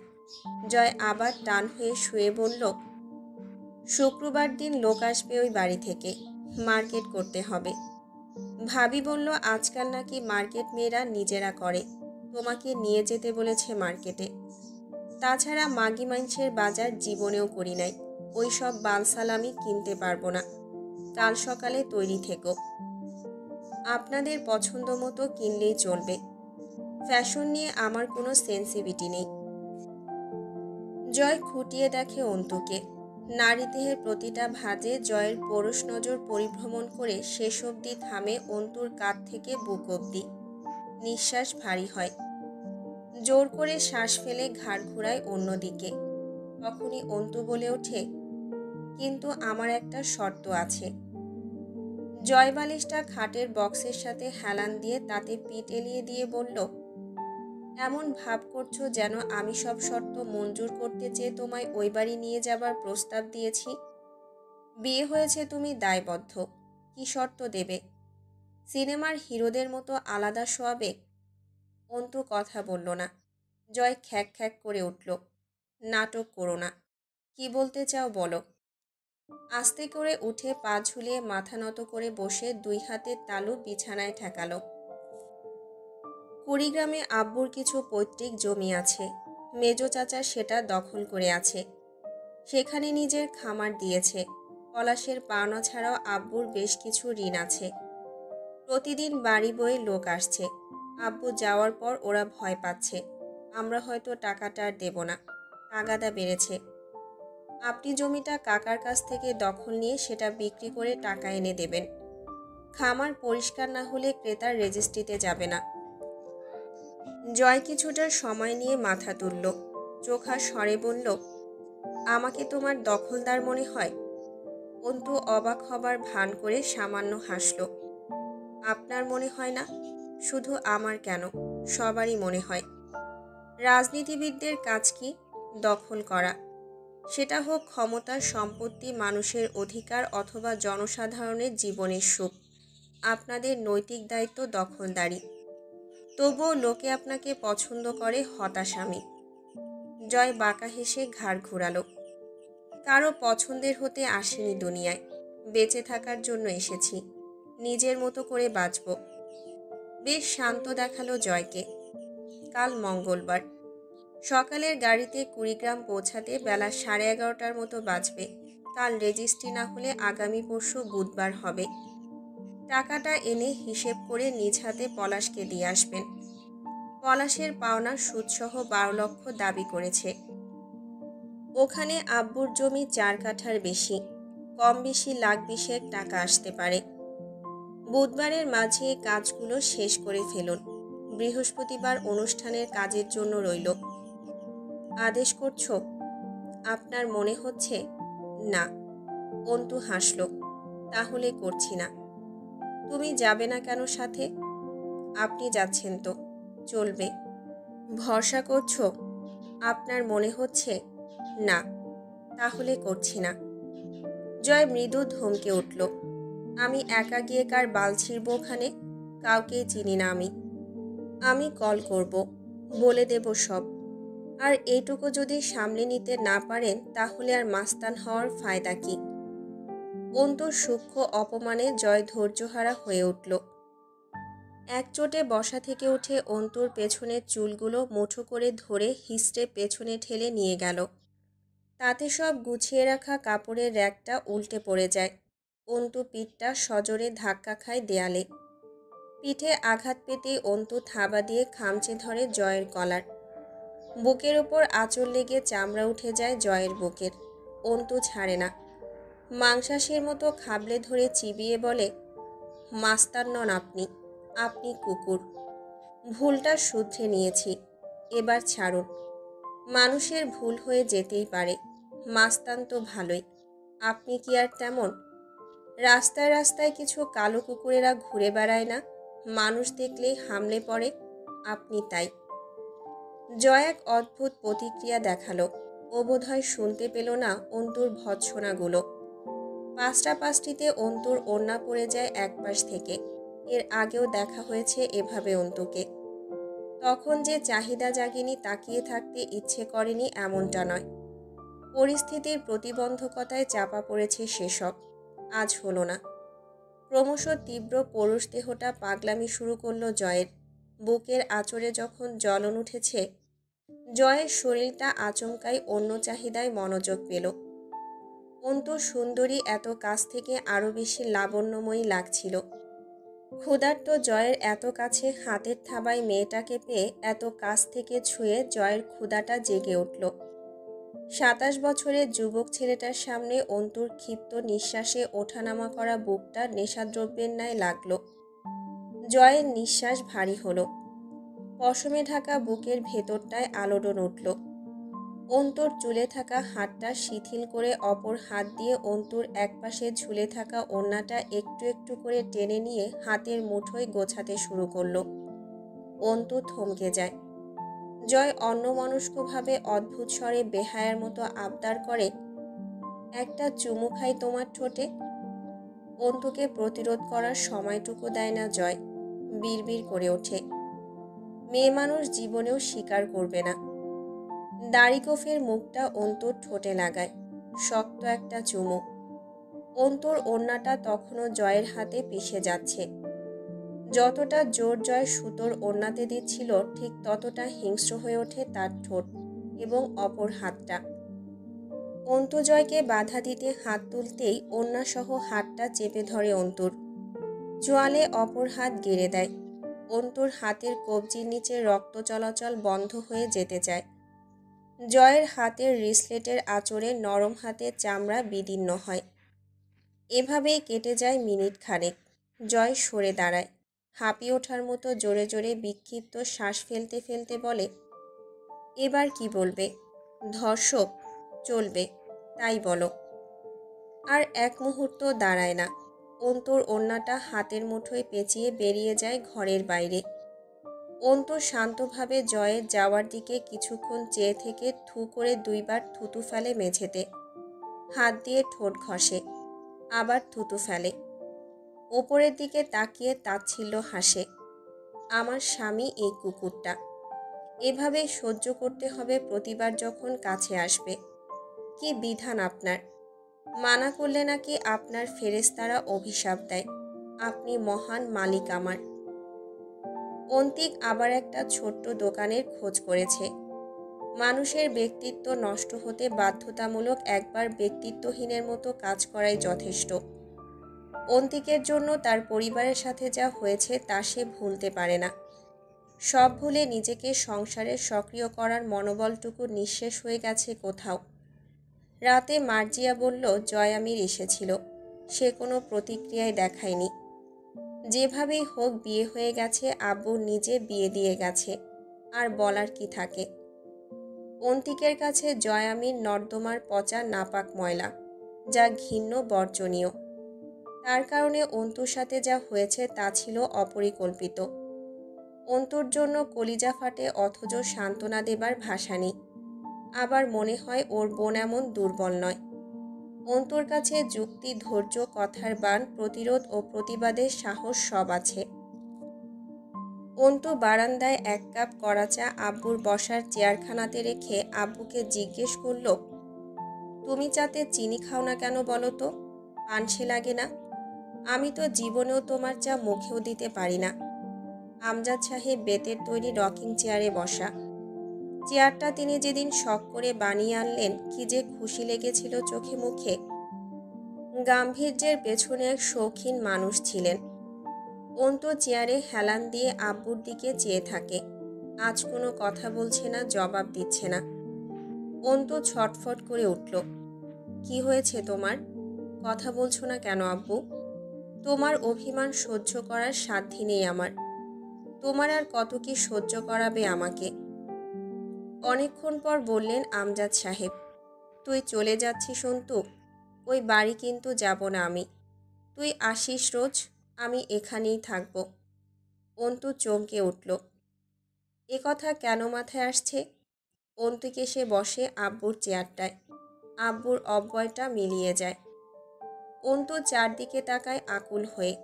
অন্তিক জিজ্ঞেস করল, চাটা আমি খাবো, একটু চিনি এনে দিবি? 2 ভাই বোন অনেকক্ষণ যাবৎ চেয়ে থাকে একে অপরের চোখের দিকে। ঘোর নীরবতায় কাটে ততক্ষণ। অন্তু পরে উঠে দাঁড়ায়। ছোট চিনির কৌটা এনে 2 চামচ চিনি দেয় অন্তিকের কাপে। অন্তিক যেন লজ্জিত বোধকে পাত্তা না দিয়ে বলে, চা আব্বুর জন্য বানিয়েছিলি, তাই তো? বড় ভাই বাপের মতো হয়। চাটা খাওয়া খুব বেশি অসঙ্গতি হবে না। আমি তোর তেমন ভাই নই অবশ্য, ঠিক বলেছি না? এমন ভংধরিস কথাবার্তায় যেন খুব শিক্ষিত আর বিজ্ঞ তুই। অনার্স পাস না করতেই বরের মালা গলায় তুলেছিস। আমার সামনে বুজুর্গি কথাবার্তা বলতে আসবি না, বিরক্ত লাগে। অন্তুর ঠ্যাস মারা কথাতেও অন্তিক হেসে ফেলল। পাপার বিদ্যুৎ প্রথম এদের নিজেদের বাপকে মারে, শুনেছিস? আমার পাপও ছাড়েনি আমায়। অনেকক্ষণ মাথা ঝুঁকিয়ে চুপচাপ বসে থেকে বলে অন্তিক, পলাশ কি করেছিল তোর সাথে? পলাশের ব্যাপারে কিছু জানিস? এমন কিছু যা জানা উচিত আমার? প্রসঙ্গ এড়িয়ে নিজে প্রশ্ন করল অন্তু।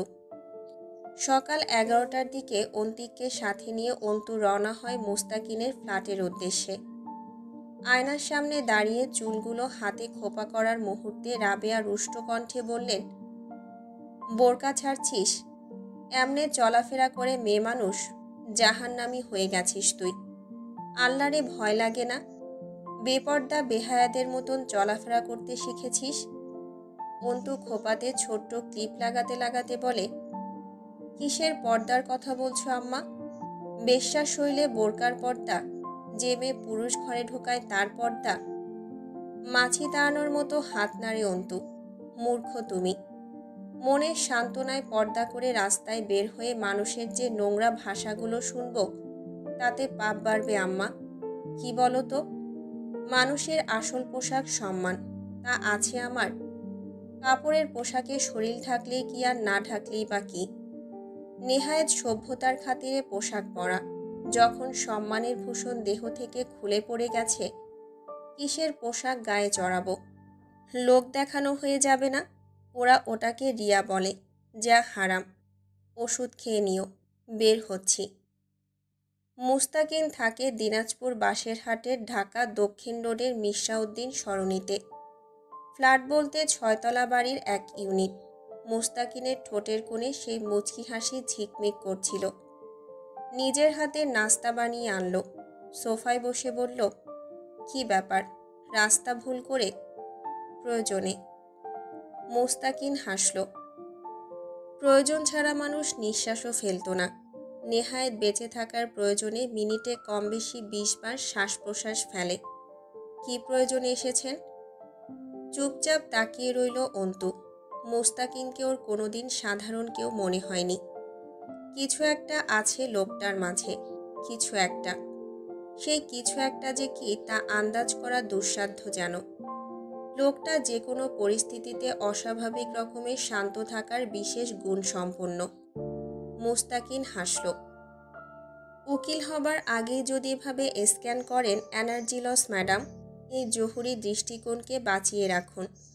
আপনার ভবিষ্যৎ পেশায় অতি জরুরি। এখনই খরচা করবেন না অপ্রয়োজনে। লোকটা হাসে বেশি। তো আপনি বলছেন আপনাকে নিরীক্ষণ করার প্রয়োজন নেই, নিজেকে খাঁটি বলছেন? ফের হেসে ফেলল মোস্তাকিন। খাঁটি? সে তো স্বর্ণও হয় না। 24 ক্যারেটকে লোকে খাঁটি স্বর্ণ বলে জানে, অথচ এটা জানে না স্বর্ণে খাদনা মেশালে গহনা তৈরি করা যায় না। স্বর্ণ নরম ধাতু, ওতে খাদনা মেশালে তা দিয়ে অলংকার করা যায় না, গড়লেও তা মজবুত হয় না। আর খাদ মেশানো স্বর্ণ কখনো 24 ক্যারেট হয় না। অন্তু চোখে হাসল। অর্থাৎ খাঁটি মানুষেরা দুর্বল, তাই না? আমিও বুঝি আজকাল। আমি একটু ব্যাকডেটেড মানুষ। কফিতে তৃপ্তি কম পাই, চা ভালো বানাতে পারি। টেস্ট করে দেখুন, নয়তো পরিশ্রম বৃথা যাবে। কথা শেষ করেই নেব, ঠান্ডা হোক। আপনি আমায় পলাশের ব্যাপারে বলুন, কিছুই লুকোবেন না। এবং এটা জিজ্ঞেস করবেন না কেন জানতে চাইছি। আপনার উকিল হওয়া ঠিক আছে, শুনানি পেশ করায় খুব দক্ষ হবেন। তবে রাজনীতিতে গেলে ভালো হতো। কথার ভাষণেই পার্টি আপনার। ভালো কথা জানেন, খুব সাজানো। অন্তু চুপ রইল। অন্তিক দর্শকের মতো বসে আছে, দৃষ্টি অন্তুর মুখের দিকে। যেন মনেই নেই এমন ভঙ্গিতে মোস্তাকিন জিজ্ঞেস করল, এটা কত সাল চলছে যেন? অন্তু জবাব দিল, 2014 চলছে। রাজনৈতিক নেতাকর্মীদের মাঝে পরস্পরের সম্পর্কগুলো যেমন উপরি হয়, ঠিক তেমনইভাবে রাজনীতিতে থাকতে গেলে বিভিন্ন ধান্দার বিভিন্ন ধরনের লোকের সাথে লাওয়াজ করে চলতে হয়। সেভাবে একটা লাওয়াজে ছিল হামজা ও জয়ের পলাশের সাথে। হামজা পলাশের সমসাময়িক জুনিয়র। পলাশ হাজী মোহাম্মদ দারেশ বিশ্ববিদ্যালয় থেকে অনার্স পাশ করে বেরিয়েছে প্রায় 8 বছর আগে। ভার্সিটিতে থাকাকালীন সে ছিল ওখানকার ছাত্রদলের এক সাধারণ সম্পাদক। অথচ ভার্সিটির পাট চুকিয়ে বের হতেই সে ছাত্রদল থেকে একদম অব্যাহতি নিয়ে নিল। ব্যবসা শুরু করলো নিজের। ধীরে ধীরে চাচা অর্থাৎ রাজন আজগরের সাথে মিলে হয়ে উঠল বিশিষ্ট এক সন্ত্রাস সাথে মহাজন ব্যবসায়ী। সে সামলায় এখানকার কারবার। ঢাকাতে আছে রাজন আজগর। পলাশ রাজনীতি ছেড়েছিল, এর অবশ্য একটা কারণ আছে। ওর অনার্স ফাইনাল ইয়ার পরীক্ষার আগে একটা ছাত্র সংগঠন নির্বাচন অনুষ্ঠিত হয়েছিল। তার আগে এক নোংরা কুকর্ম করে ফেলেছিল সে। এক গরিবের বউকে ক্লাবে তুলে এনে ধর্ষণ ও শারীরিক নিপীড়ন করে ছেড়ে দিয়েছিল। সেই মহিলার পরেও তার বিরুদ্ধে ছাত্রী হোস্টেলের কোনো ছাত্রীকে এমন কিছু করার অভিযোগ উঠেছিল। এরপর ছাত্র সংসদ থেকে বের হয়ে আসতে হলো তাকে। এই ক্ষোভে রাজনীতি ছেড়ে সন্ত্রাস নীতিতে যুক্ত হয়ে যায়। মানুষকে টাকা ধার দিয়ে তার শোধের ব্যবস্থা রাখে না, পরে বাড়ির মেয়েরা তার শিকার হয়। যা অন্তুর সাথেও হয়েছিল। জয় জানে সবই, কিন্তু সে জানত না অন্তুদের মতো রক্ষণশীল পরিবারের কেউ পলাশের কাছে ভিড়বে। পলাশ ছাত্র রাজনীতি থেকে বেরিয়েছিল কেবল নিজের অমানসিক মস্তিষ্কের চাহিদাগুলো চরিতার্থ করবার জন্য।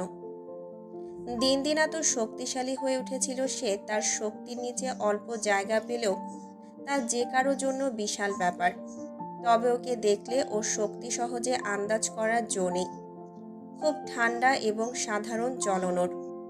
চালচলনে খুব সাধারণ এবং আকস্মিক গুপ্ততা আছে। ওর যে মাথায় দোষ আছে এটা ওর শিকার ছাড়া কেউ ধরতে পারবে না। তবে 4-5 বছর আগে পলাশের জন্য চারিপাশটা এতটাও অনুকূল ছিল না। প্রশাসন পুরোটা মরেনি তখনও। সাল 2010-এর শেষের দিকে।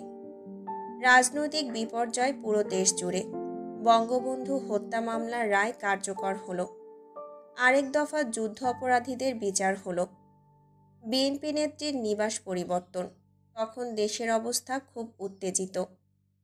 সেই সময় হামজা কেবলই মাথাচাড়া দিয়ে উঠেছিল রাজনীতিতে। তার সাথে ভাবটা পলাশ গড়ে তুলেছিল নিজের সুবিধার্থে। এরপর থেকে দুই পক্ষ পরস্পরের জন্য ব্যাকআপ সাইড হয়ে গেল। কিন্তু মাঝহার তখন জয়ের বিপরীতে ভার্সিটির ছাত্র সংসদ থেকে ছিটকে পড়ার শোকে হতবিহল। অথচ হামজার জনপ্রিয়তা তুঙ্গে। তার বিপক্ষে সরাসরি লড়ার হাত কোনোদিনই শক্ত হয়ে ওঠেনি মাজাহারের। বাপ মেয়র থাকা সত্ত্বেও তরুণ রাজনৈতিক নেতা হামজার দাপট চলছিল চারদিকে। চাচাতো বোনকে বিয়ে দেওয়ার পেছনে মাজাহারের একটা দারুণ পরিকল্পনা থাকলেও তা কোনোদিনই সফল হয়নি। হামজা ঠিক যতটা চতুর তেমনই ভয়ানক। সে নিজের অর্জনের ভাগ কাউকে দেয় না। পলাশের সাথে নিয়মিত ওঠা বসা শুরু করলো। এরপর সমস্যাটা তৈরি হয়েছিল হামজা ও জয়ের বেপরোয়া চালচলন নিয়ে। মাজাহার পলাশকে খুব মান্য করে চললেও জয় আর হামজার কাছে পলাশ তেমন একটা আধিপত্য বিস্তার করতে পারেনি কোনোদিনই। আরও বহুত ব্যাপার আছে যেগুলো শুধু ওরা জানে। আপনার না জানাই ভালো। মুস্তাকিন কথা শেষ করল। অন্তু উঠে দাঁড়ায়। জয় আমিরের ব্যাপারে কি জানেন? জয় আমির এক যুদ্ধ অপরাধীর ছেলে। খুব সংক্ষেপে জবাব দেবার চেষ্টা করছিল মুস্তাকিন। অন্তু বেরিয়ে আসে মুস্তাকিনের ফ্ল্যাট থেকে। রাস্তা পার হবার জন্য দাঁড়াতেই নজরে আসে ছোট্ট একটা মেয়ে বাবার সাথে রাস্তা পার হচ্ছে। অন্তুর বুকটা ধড়াস করে ওঠে। তখনই ডান হাতটা চেপে ধরে অন্তিক। তাড়া দেয়, রাস্তা ফাঁকা, চল তাড়াতাড়ি পার হই।